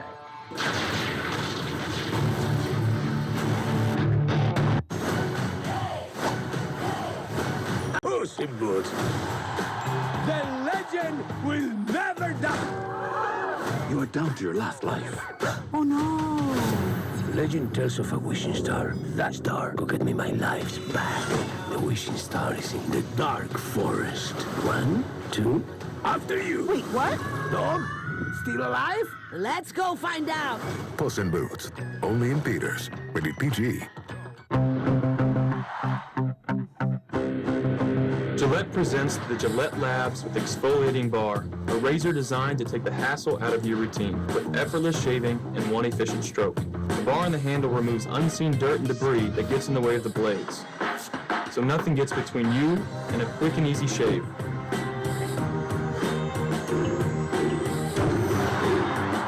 with a lifetime warranty. Gillette, the best a man can get. The 2022 FIFA World Cup halftime show on FS1 is presented by Verizon. The U.S. men's national team back at work after yesterday's draw with England. Next up, the final group stage game against Iran Tuesday, 1 p.m. Eastern, live on Fox. The Americans must win to advance. Argentina could be eliminated later tonight. They face Mexico here on FS1. A loss in that one, and Lionel Messi and company would be out of the knockout stage contention. My goodness, who thought we'd be saying that at this stage? That is your fourth and final match today. Argentina trying to bounce back from that opening defeat to Saudi Arabia. Mexico, remember, they played to that scoreless draw with Poland in their opener. First half moment sponsored by Verizon. The French unable to find the back of the net. They've had their chances. Adrien Rabiot denied by Kasper Schmeichel. The second 45 from Stadium 974 on the way. Now what? You say it when things go wrong. At Prudential, we think you should say it when things go right, too. Like when you score your dream job, sell your business, or discover she's smart, really smart. Now what? Here's what. You connect with Prudential's rock-solid team serving over 50 million people with investment, insurance, and retirement know-how. Who's your rock? Visit Prudential.com or speak to an advisor today. Ah, humbug. My totally ghosting me. You need a better network. 'Tis the season to switch to Verizon. They'll give you the new iPhone 14 Pro. Oh, amazing phone. Plus, Verizon gives you another Apple gift too, like Apple Watch SE, iPad, Beats Fit Pro. Oh, for me. No, Scrooge. This Black Friday weekend, get our best deal of the year. Only Verizon gives you the new iPhone 14 Pro, plus an Apple gift like Apple Watch SE, iPad, and Beats Fit Pro, all on us. That's a value of up to $1,900. Verizon. The chicken has always seems to be a big favorite. People love it. You're not pulling it out of a box, you're making food. Yeah, I like being able to put pride in my food and pride in my work. You get to walk right in, you see me making your chicken. This is going to be in your bowl. This is it. This is it. This is it. Hey, you! Can we come together?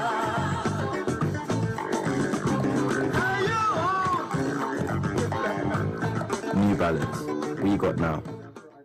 Tuesday on Fox. It's winner go home for the Stars and Stripes as Christian Pulisic leads Team USA into a must-win showdown against Iran. Coverage begins Tuesday at 1 Eastern live on Fox and the Fox Sports app. And catch up on any match for free on Tubi. As a parent, there's no greater honor than to have your children follow you in the family business. The attorneys of Cohen, Snyder, Eisenberg, and Katzenberg. Our clients are in good hands with Brian and Aaron. They are consummate professionals, and they've made our firm better. Aaron and Brian are outstanding attorneys, but they're even better people, and that's the key to our firm's success. If you've been injured, call the lawyers of Cohen, Snyder, Eisenberg, and Katzenberg for a free consultation.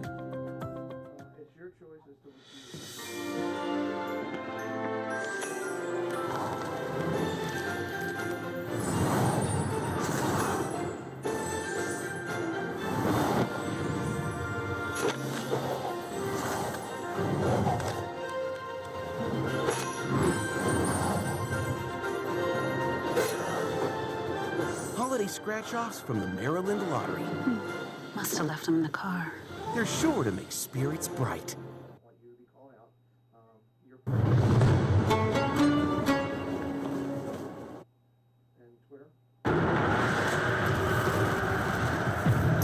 Welcome back, everyone, to the FIFA 2022 World Cup from Qatar. Players coming back out of the tunnel. We are moments away from the start of the second half between France and Denmark. Locked up right now in a scoreless duel. We've seen changes at halftime tactically during this World Cup. Kobe, what can we expect from these two teams entering the second half? Well, my guess, especially for France, is looking at trying to get, as I've said before, trying to isolate your two star strikers in Dembele and Mbappe. And then I would say as well, getting Antoine Griezmann much more involved in the game. When he got on the ball, the activity just picked up for France. The ball moved much quicker, and when the ball moves quicker, you can change the point of attack, get it from side to side, and free up those star players. For Denmark, I think it's trying to find a way to continue to isolate your wingers, push them forward, and kind of force that midfield of France to shift to one side and then change the point of the attack to the other. Denmark's going to make a change. Andreas Cornelius will come out. Remember, he was one of the players booked in the first half, so that may have been a factor in this. Martin Braithwaite, who plays for Espanyol, formerly with Barcelona, will be the only change that we can spot here in the second half. If you're just joining us, France in the blue and white, Denmark white and red. Second half officially underway. Germany pass back, and now it's Varane. France excited to see him back with so many players injured. Players missing represented something over 300 caps and 50 goals. A lot of talent. First foul there of the half as Hernandez was taken down by Lindstrom.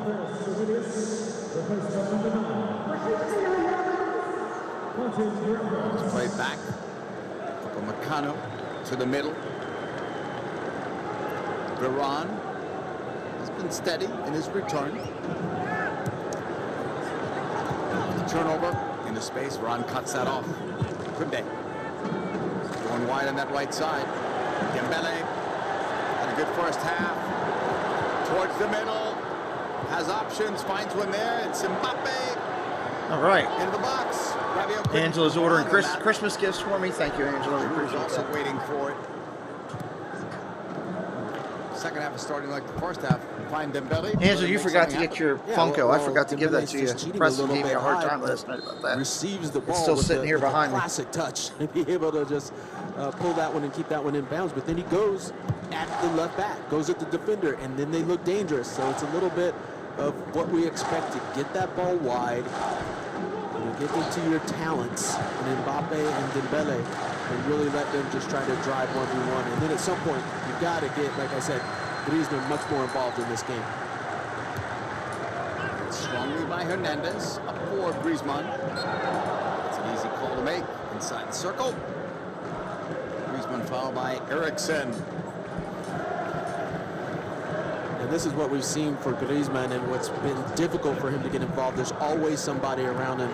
If it's not Eriksen, then it's one of the back five stepping out, releasing, and then going into that defensive position near him to not allow him to receive the ball. That's true. That's true.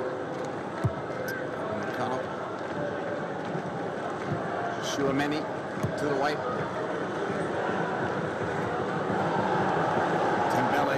More moves.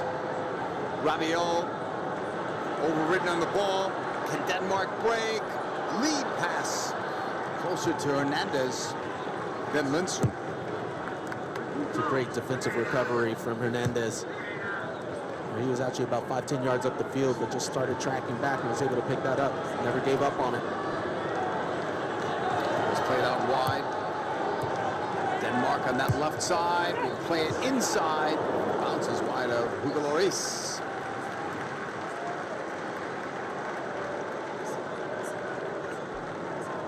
Goal kick coming up. Now this is a good ball into the area. The only problem, there's only one player in the area. So very difficult to try to score a goal like that when you only have one player getting into the box. And this is just a look at the skills of Dembele out wide. Classy through and through. He's breaking ankles, Jake. Yeah, I was just thinking about that. That's how you do it. Lloris will put it back into play. Been with Tottenham since 2012. Bounce that will go away from. You can just hear that thud when they kick the ball. Pretty impressive. Throw in. Mela will take it. If you are new, hit that subscribe today. Help us out. Please. We'd love to have you come back for more matches on our channel. The deflection. Lindstrom up the middle. Still going. Has some help. Too many players too close to one another. It looked like for Denmark. Heading forward, they'll keep possession on the right. Christensen, it's out. Quick throw in here. Into the box. Rabiot, defensive work. Griezmann. What a quick outlet that was. Mbappe had to wait for it. No problem. Here he comes. Mbappe, 1v2 at the moment. Also might not be a problem as he plays it in. Looking for the shot. It comes back. And Mbappe get it because Schmeichel came Another off. missed opportunity down there. Schmeichel recognizing the situation to come off quickly. Mbappe is always moving. I believe Schmeichel has a little bit of a glance to see it. He steps off that line and is able to pick it up. When you're defending Mbappe 1v1, it may be scary. 1v2, you know, the odds are a little bit better, but still, he can beat you. Still scary. Yeah, he can beat you. As I said in the studio, it's been quite some time that there's been a player that is as big as him, as fast as him, as skilled as him. A lot of the people in the studio are talking. Thierry Henry comes to mind when you're talking about Mbappe. That's quite the compliment. Mark back on the ball, right side. It's Braithwaite. It's going to go out. Waiting on the signal now. It is a corner. Corner kick. Braithwaite was the only change made in the second half.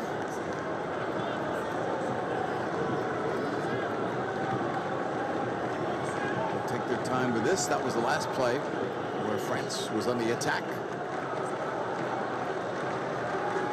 Christian Eriksen will take this corner. Two big targets in front.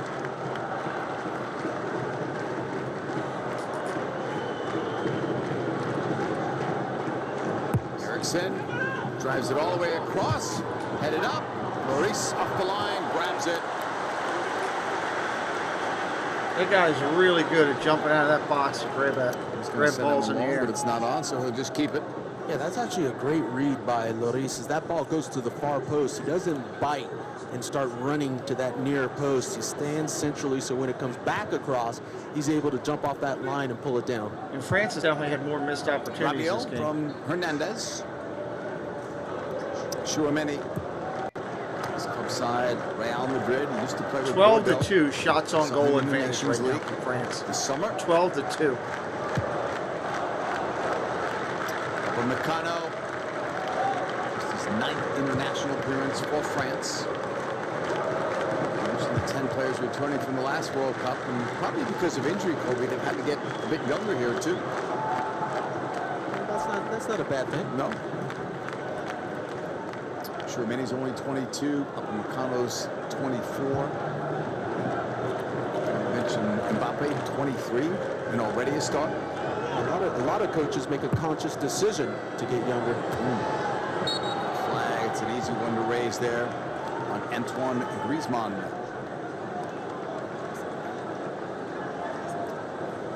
I wonder how long Deschamps wants to keep coaching at the national team level.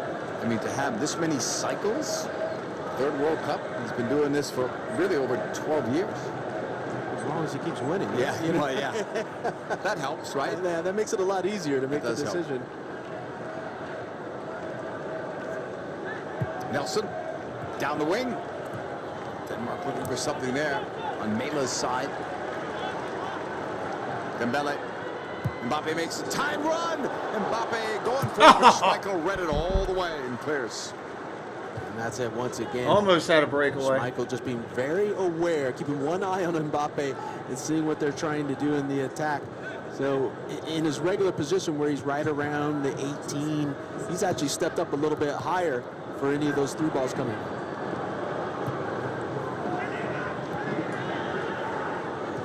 That was Højbjerg pushing it back. Nelson's on the chase. Back to Schmeichel. Big saves in that opening half of play. Best one off the header by Rabiot.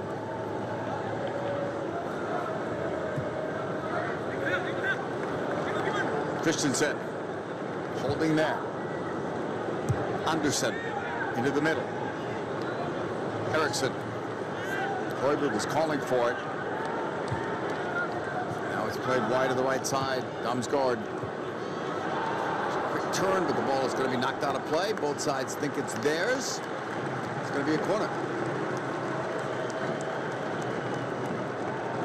Well, this is a nice little turn from Braithwaite. He comes in, and it looks like it was actually him that knocked it out of bounds. And they get lucky with the call from the referee, but I think with Braithwaite in, he's a bit more mobile than what we saw with Cornelius. So this is giving a different look for Denmark in the attack. A little bit more of an ability to play into spaces with Braithwaite. Christian Eriksen puts one back post area, headed away by France. Sent right back in. No flag. And now the flag's up.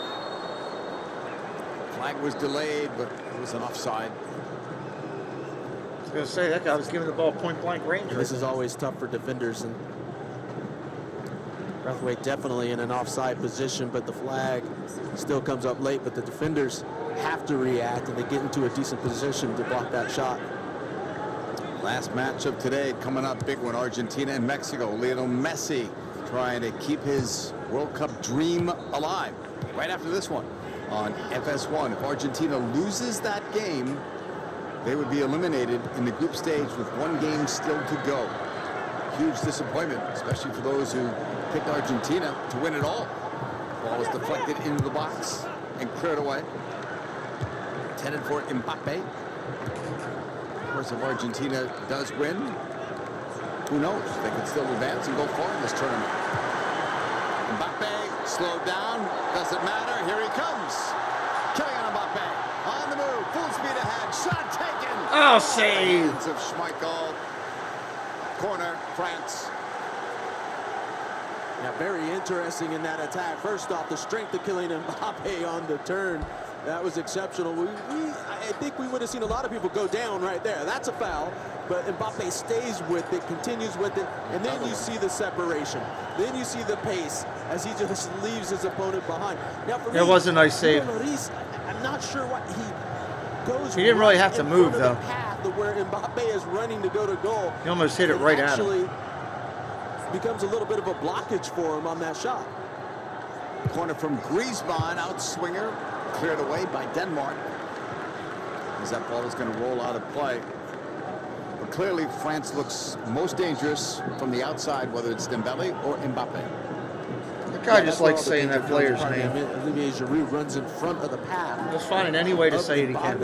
On that play, and one of the biggest things that we've talked about, you actually have to allow Mbappe to go 1v1. Don't bring yourself or extra defenders into that area. Let's play back towards Hernandez, being forced back. Meccano switches. Kunde.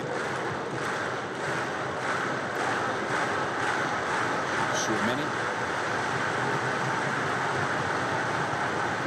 The Danes pressing here, going after it. And the foul there. There'll be a free kick coming up. We're talking a lot about Kylian Mbappe for obvious reasons. For more on that superstar, Jenny Town. Well, I keep going back to last World Cup, and just what a moment for him. 19-year-olds then, now 23, and he has become just an international star sensation. And we know the story. He re-signed with Paris Saint-Germain earlier this year. He almost left for Real Madrid, and the reason he wanted to go there, it was a team he grew up admiring, a young child, but the entire country convinced him to stay. Even President Macron called him and said, look, I understand, Kylian, you want to leave. You are too important to France. It may have taken a lot of money, JP, a little coaxing, but he is no doubt the most important guy for France. I mean, at the World Cup and, of course, with Paris Saint-Germain. Yeah, when the president of your country calls, you got to listen. Think here on the right side. Again, it's Dembele. Stutter stab in Mbappe. What a move! Now it's blocked again. And Mbappe is freelancing a little bit more here in the second half. Yeah, just more active in getting involved. I mean, it sounds like he's a national treasure. In the calls, but look at this move a little bit. It's the creativity, I think, that stands out as well for Mbappe. He tries to do some things that others probably wouldn't think of. And with his Griezmann putting it down. Griezmann! Oh! It was there. His streak of 10 games without a goal should have ended right there. Yes, and this is it. It's a great run from Griezmann. It's the outside-in run. Catches the defender on the inside track. And right here, as he looks up, you know, the eyes got big, goal got smaller. Maybe rushes this one. He connects with it as it bounces. It goes too high. It's rising on the connection. And then he gets underneath it, and it goes over the top. That one has to be on target. That has to be a goal for Griezmann. He did the most difficult part of that job, bringing that ball down. And you just got to get it on target at that point. Lindstrom's pass across. Kunde, he avoided that challenge. Kunde with it. Sending it long. Giroud couldn't get to it. Denmark back on the ball. The game started to open up now. Hit that subscribe if you're new today. Love for you to come back for more games. Griezmann has covered a lot of ground today. Lost it there. Chouameni collects. Deflected ball. France back on it. What a pass that was. Well angled. Perfect pace. Left side. Mbappe. Into the box, cutting it. Hernandez plays it across. Mbappe. There it is. Goal! France on the board finally. Wow, Mbappe. Put it in the basket.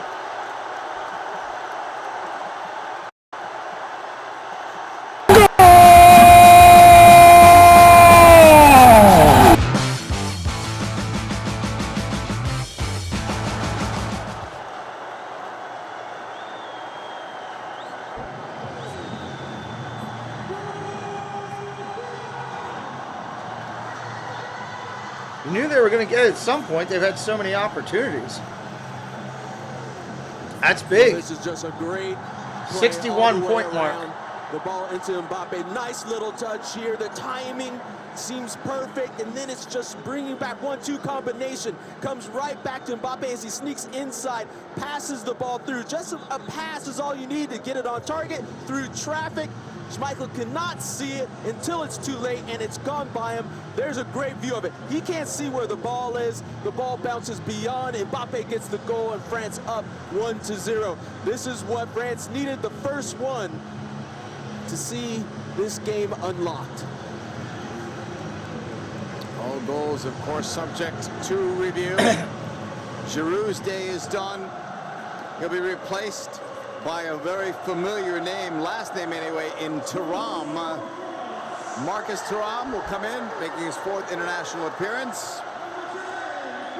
His dad, the great center-back Lilian Thuram, who played on a World Cup winner and European Championship team for France. Thuram was one of the all-time great, speaking of, defenders in French history. Got a couple of goals during that World Cup run. He did. It's smart, I would think, Kobe, too, to get Giroud out of there. You know, with no Benzema, Giroud's not going to be a sub in this tournament. He might be an every game starter, but it's risky probably to think 90 minutes every game. Yeah, there's no need. Right. There's no need. I mean, this is a squad that runs deep, and you have depth in pretty much every position and quality at that. So get Thuram in there. Get a little feel for the tournament and how it's going, just to continue that process for him. Mbappe's a name to remember. Everybody knows him in the soccer world, but for those that are just tuning in, the World Cup is a first experience for them. He's going to be the next great name. You know, Messi, how many more years can he play? Ronaldo, same thing. Neymar, same thing. This is a kid that's 23, and already the world is talking about him. It's absolutely amazing. A World Cup winner. You know, he's got everything that you need to be the superstar. Denmark now trailing for the first time in this tournament. Still in wow, search of first time in a goal tournament after being shut out in game 1 by Tunisia. Denmark has to play against Australia next Tuesday. France will close out versus Tunisia. And France in that game will be playing for first place in that group. To clinch first place, I should say, because tonight, if this result stands, or any winning result, they will be in to the round of 16. question would be, who's going to finish second in this group? You know, before it started, Kobe, you would have guessed Denmark, but maybe not. And as I've said, that's one of the great things. Here's Thuram. That's a nudge. No call. Seemed like a push from Højbjerg. And going back to what I was saying, just one of the great things of the World Cup. You can make your picks beforehand, but you just never know. And every World Cup that I've been a part of and known of, there's always the surprises. Had some surprises in the early going, and still may have some more. Could be a surprise tonight. Will be if Argentina is officially eliminated. Taking a look at Thuram coming in. Looks like he gets stepped on at the end there. You know, incidental contact, but still hurting. And this is that combination play, the 1-2 combination. And Mbappe, you know, just passing it into the side of the net. Doesn't always have to be power. It's placement at times. There's not been a repeat World Cup winner since Brazil did it in 1958 and 1962. And France, despite their injuries, was certainly one of the favorites to do that. Throwing from the far side. Denmark on the ball. In their own half. Christensen in the middle. Right side Andersen. Rasmus Christensen. Better until that last touch. And now a nice sweet move by Lindstrom. Playing it in front. It's loose. Blocked once. And then a second time it's cleared away by France up for Thuram. Taken away. Almost recovered by France. Who wants it? Eriksen. Andersen. Nelson. It looks a little bit like Denmark's pushing some numbers forward. Mela. Pushing it back. Højbjerg, right side. Christensen tucking in. Lindstrom across, that's blocked. Ball I thought was out. Now the flag is going up. I thought it was going to be a corner. Let's see what should be a corner. That ball was out. As Lindstrom gets this cross in, I think more importantly, that went out for the corner. More importantly, he made a run, a late run into the box, and nobody followed. You know, Fabio let him go. No one stepped out from the defensive line, and he was wide open inside the box. He was able to get his head up and get the cross in. Eriksen drives it across, headed down. Oh my God, they just put it in the back of the back. Wow.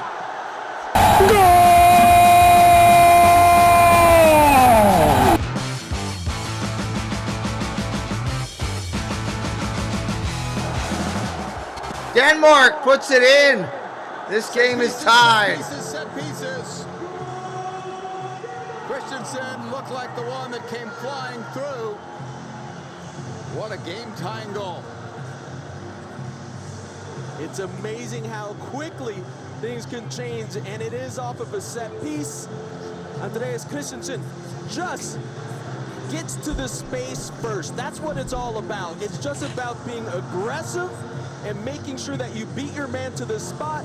I'm going to turn this up for a second. I want to record this. The replay that they just did was good. I want to record it.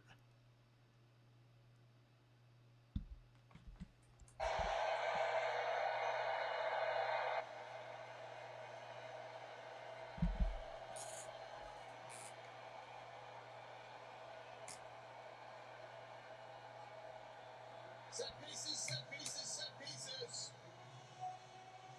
Christensen looked like the one that came flying through. What a game-time goal. It's amazing how quickly things can change, and it is off of a set piece. Andreas Christensen just gets to the space first. That's what it's all about. It's just about being aggressive and making sure that you beat your man to the spot. And Christensen's able to be to that near post spot, and it's just heading it in. There is no chance for Hugo Lloris in goal.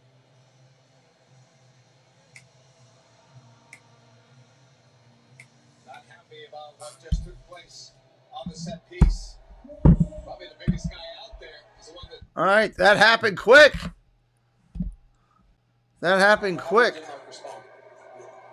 They went on the front foot. They got a goal. Now, do they continue that pathway? Do they continue to push or play it safe? One after this ball, pressure legs. Zoran got there first. It'll be a throw-in for France. Mbappe is going to take that throw-in. Rabiot, nowhere to go. Schmeichel off the line to cover it. 20 minutes remaining. It's a stoppage time. Sharp side. Clearly includes a spot in the round of 16. A win would do that. Now, looking at a draw.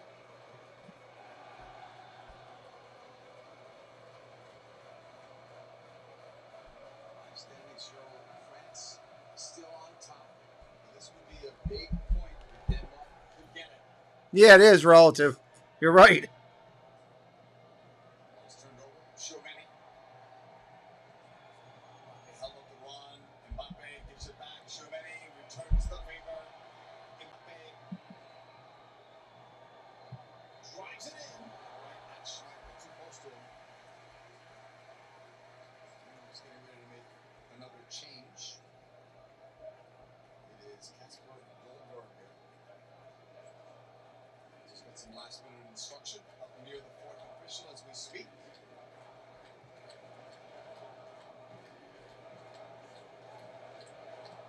Denmark with the ball. Good Tuesday, USA versus Iran. US wins, they'll advance out of the group stage. Coverage begins 1 p.m. Eastern, 10 Pacific on Fox. John Strong, Stu Holden. Call that very important game. Everything to play for next Tuesday for the U.S. and Iran for that matter. On the far side, Denmark with a 1-1 game now, pushing it back. Højbjerg, Andersen,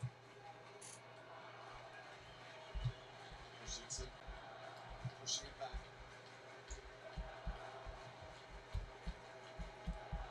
Nelson.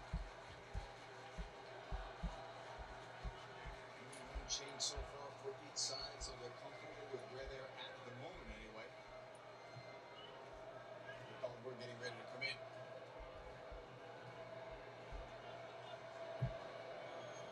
This push to the outside. Some room there. Ball played in. Save. Oh! Nice one. Big save for Luis.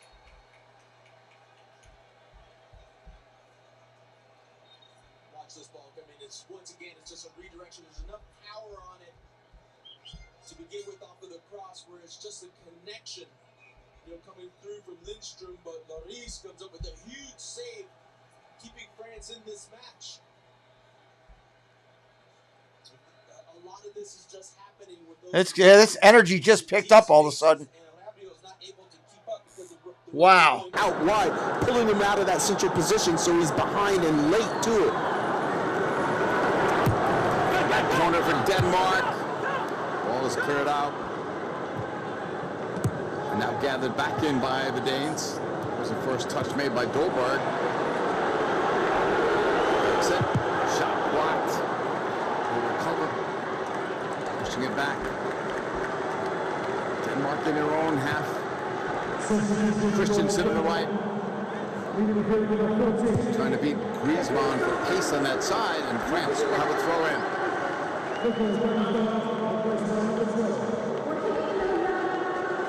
France have a couple of subs that they want to get in, get some fresh legs in there. Probably don't like the way this is trending at the moment.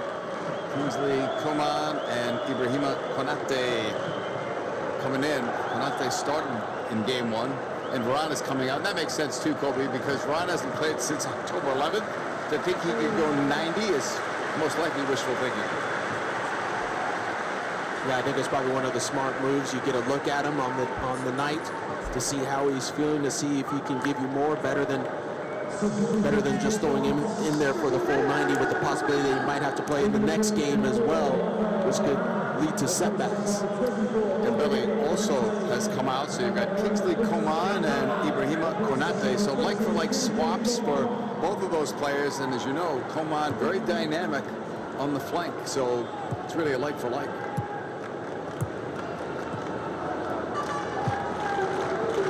So that's the third sub for France.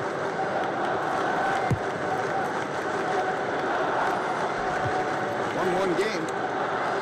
These look like they were in control. Advance for sure. To the round of 16, they may have to wait another match day. Still time though left in this one. 75 minutes gone here. Goals were about 7 minutes apart. Tchouameni had Mbappe there, but he couldn't lift that high enough.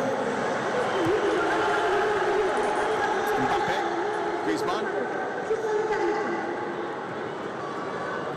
Griezmann's pass. Mbappe's open on the left. Mbappe couldn't get through, but he does earn a corner for France.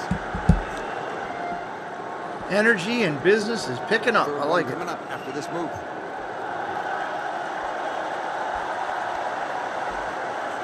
Griezmann walking over to take it.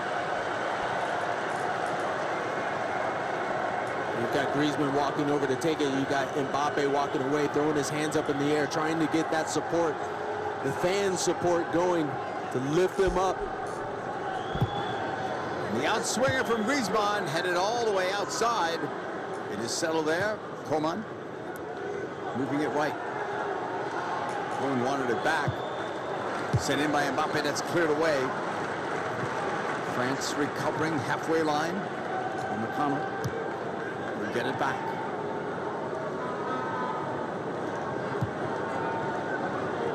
Konate. His club side, Liverpool, playing in his first World Cup. Age 23, part of that youth movement for France.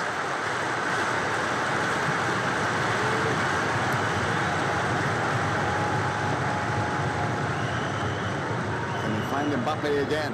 He's at the edge of the box. Push to the right side for Coman. A couple of moves with those fresh legs. We've got a throw in. Well, now playing with Bayern Munich. He's played for so many big clubs. Nice chance here. They're in front. That's blocked. Corner for France. What's up, Paul? Welcome in.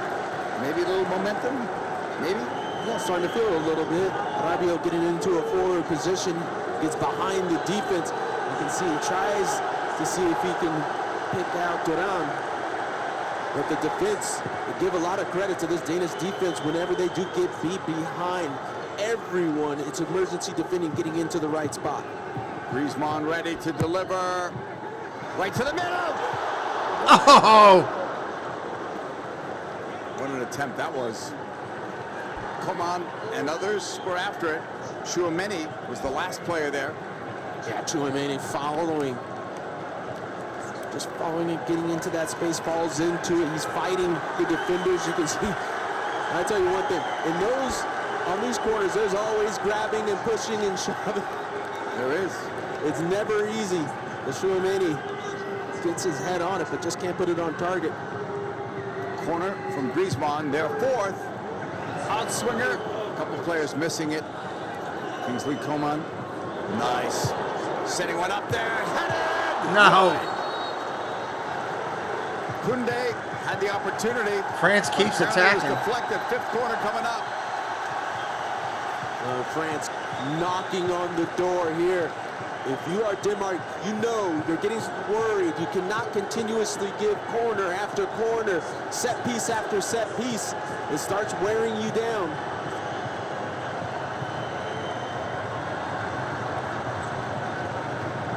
Griezmann's ready. On the far side of the stadium. In swinger, Schmeichel punching it. Finally brought down, laid off. It's from Mbappe now, the cross in front. Oh! That would have been the goal of the tournament from Rabiot. Oh my, would have been. Boy, this sets up perfectly for Rabiot at that back post. You can see he's leaning back. He's taking those steps back to get in the right position. And what contact there. That is a classic strike. Who does he think he is, Richarlison? Because right now, I think that Brazilian has the goal of the tournament, right? Yeah, looks like it.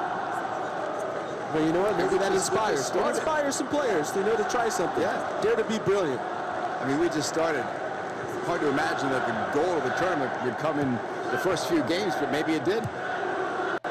Such was the goal from Richarlison, who scored both in that game.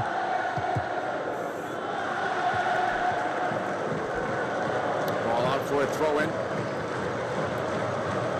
Christensen. Well, the game has picked up. It slowed down for a while, but now it's back to the up-tempo that we saw earlier. Yeah, some of the substitutions come in have just brought a whole lot of energy here, especially on the attacking side. Ball was crossed in front! Oh, just missed for Denmark. Braithwaite made a really good run.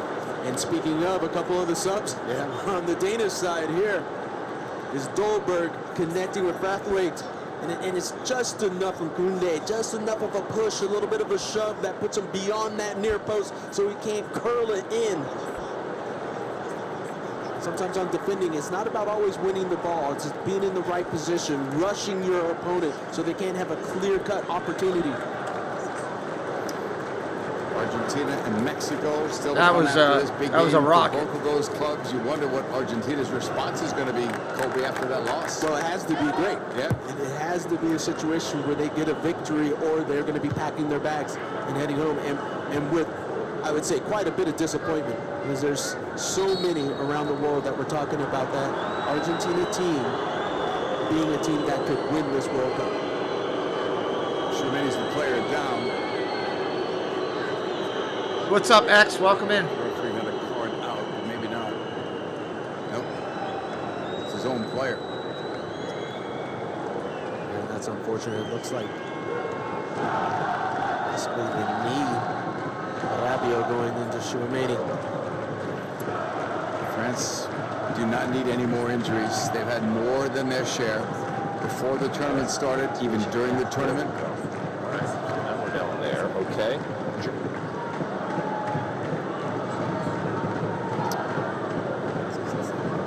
Nearing 82 minutes gone here in this game. It's a 1-1 result.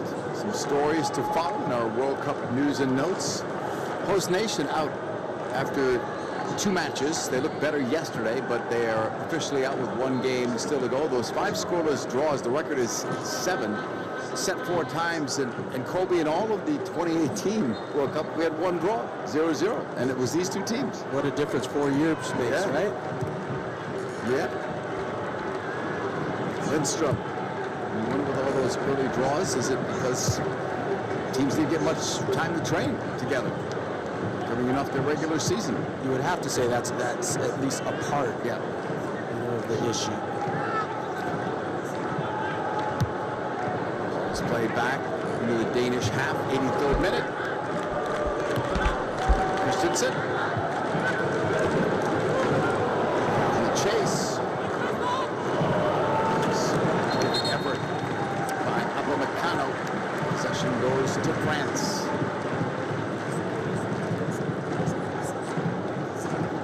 Just a little flick here, but Upamecano just steps in front here, bodies the player off.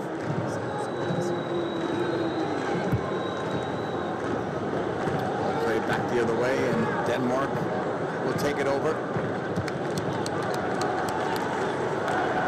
We have Mexico, Argentina coming up. John Strong, Stu Holden, Rodolfo Landeros, all part of our coverage tonight. Such a big game for both of those nations. Such a rivalry at the World Cup for those 2 countries. They always seem to run into each other. They do. Christensen outside. That's deflected once. Second ball. Headed down. Eriksen kept it alive. Quick shot low, but wide of Lloris. Denmark's getting ready to make another change. Christian Norgard is going to be coming in. And this man worked hard tonight, and I thought he was pretty effective. Jesper Lindström. Yeah, he was fantastic on the night. He was getting in dangerous positions. He was also, like you said, working hard on the defensive side as well. But for me, getting crosses and being in the right spot various times throughout the match. It's a third substitution for Denmark. France has made 3 as well. We're in the 85th minute of a 1-1 game. Hernandez holding there. Upamecano.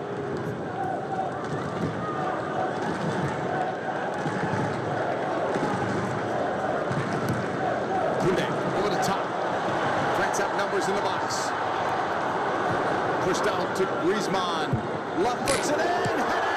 Goal! I missed it because I was sneezing. Son of a gun. I got to go back and watch it. Goal!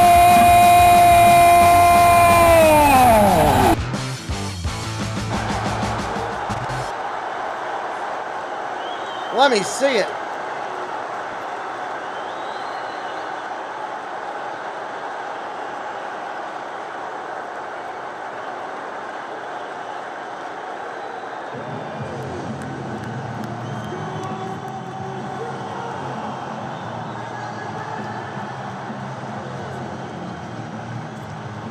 He's taking a bow. They're going to review this to see if it stands. Well, this starts out with the ball over the top, Coman just showing his pace, cutting it back, and watch this. Griezmann pulls it off, and what a ball. To me, from that position there, it looks like he's in an onside position. And that, the pace on this ball and the positioning of it right to that back post, right on this to Mbappe. You see, right off of the thigh, he redirects it into the back of the net. You can't say enough about Mbappe driving to the spot, and Griezmann with the pace of that cross just leaves Schmeichel in no man's land. He could do nothing about it. Quality all the way around. That was who Jenny Taft was referencing in our opening segment. Antoine Griezmann, his role as a leader, how his position has changed within the team. He's done it. Yeah, he may be upset that he hasn't scored in quite some time, but if you continue assists like that, you'll be very happy with the Griezmann performance. So here's Denmark looking good, looking like they've got a draw. Now they have to fight to get a draw as this ball is deflected in, and Lloris makes the easy play. So Mbappe with 2 goals tonight, 3rd of this World Cup, 7th in World Cup play. And 4 in his last 3 World Cup appearances. Numbers get better. The legend of Mbappe still growing.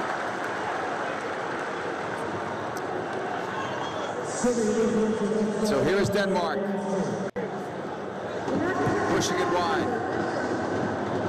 Need to raise that intensity when they come away empty here. Tough loss looming for them unless they get another goal. Let's have another sub that they want to bring in. Yusuf Fofana. He's up by the 4th official. On the outside, Christensen tucking it towards the end line. Not much room there. Christensen holds. Anderson. It's blocked. Knocked down. France will look to break. Well, Mbappe's wide open on the left. He was calling for that ball. Griezmann now pushes it left. Mbappe was wide open as soon as Coman. He had the ball. He doesn't look up. He looks to his right. And Mbappe probably had about 30 yards of space of acreage in front of him. Yeah, how did that happen, by the way? That whole sideline was his. Yeah. Rabiot. Hernandez. Rabiot has done very well tonight in an understated role. He's not scored, but he's been dangerous. The French crowd making more noise. Mbappe led the chorus when he scored that 2nd goal. Konate. from Canada. Hernandez, 90th minute. See about stoppage time. And Moicano goes back to Hugo Lloris. It's kept in play nicely by Koundé. Schumann, Koundé. Almost at 90 minutes.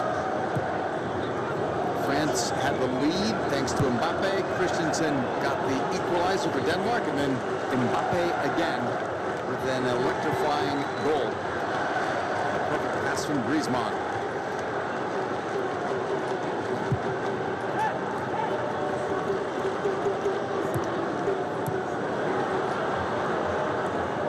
Up here on that left side for Eriksen. He went up for grabs. Getting to it. Over the top, long run man. Can he get three? Quick shot. He had a little more time probably. Absolutely amazing that a ball gets launched way over everyone's head and Mbappe has to slow down because off of the bounce because he's caught up with it and gone beyond it.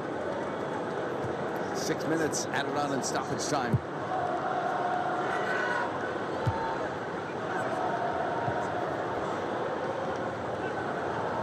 Thuram has some help outside the circle. Coleman had the jersey tugged. Back to 6 minutes was your extra play. 6. We're at 91 now, so we got 5 more. Alexander Ba is also up. Fourth official for Denmark. If they can make a change. Ball played in. Oh, nice flip there, but no one made the run. If there was any kind of a follow-up run there, good scoring opportunity potentially. France can't get too cute with the ball here. Yeah, not much time left. Just running extra time, just about 4.5. But tactically, finally, you're seeing the change for Denmark, where they're playing 4 in the back at the time, pushing those outside backs a little bit more forward to try to get that tying goal. Ball for Christensen, and then for Antoine Griezmann, who will get this reception from his loyal fans coming up.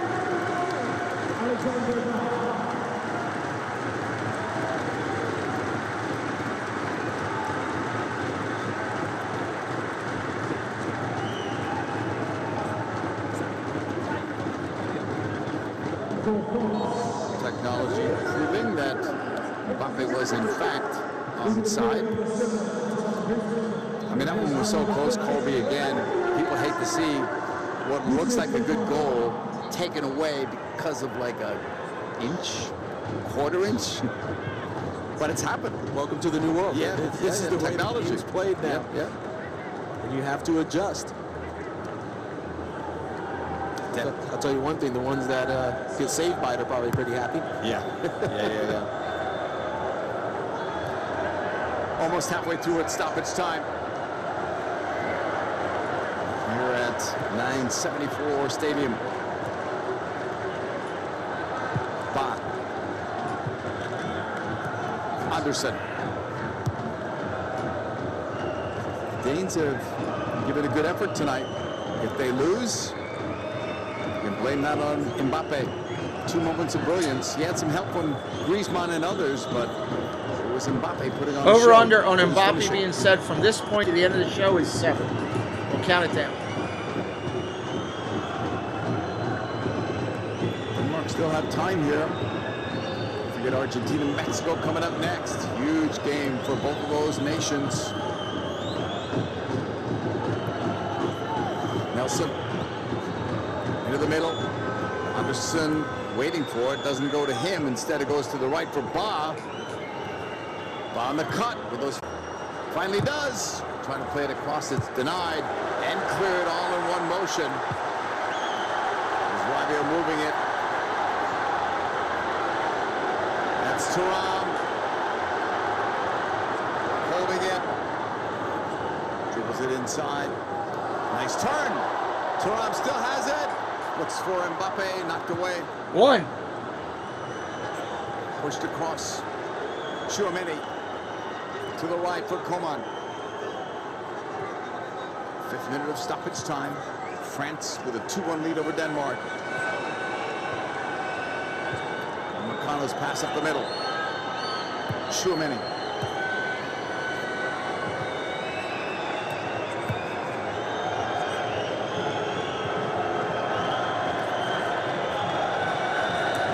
A little bit over a minute to go. Nice move there. Coman. Into the box. Cutting it across. It's blocked. And the Danes try to clear out. That was cleared back towards Hernandez. A minute left. And France will know that they're on their way to the round of 16.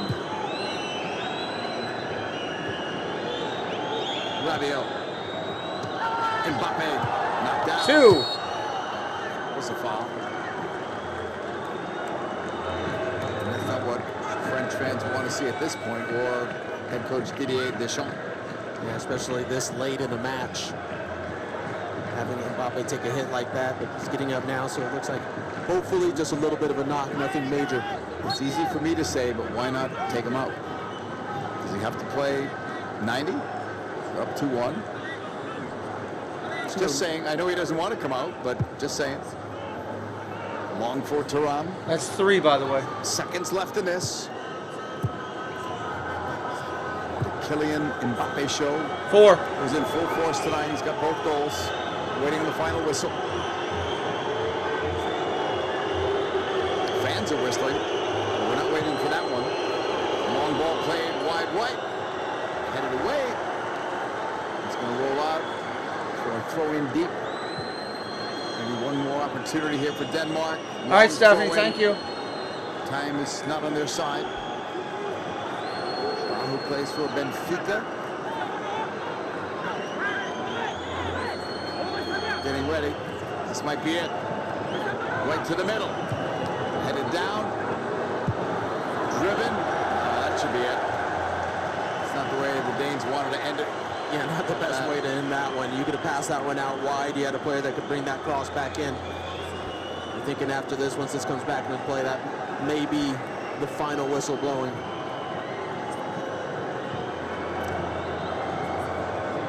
It was close to 90 degrees temperature-wise when this game kicked off. Players will be glad to hear the final whistle, and the referee is... There's the whistle. France gets it. We'll be back in an hour coming up with Argentina, Mexico. Come back and join us then, everybody. We'll see you in a little bit. 2 goals in this one. The first one gave a sign to Christensen.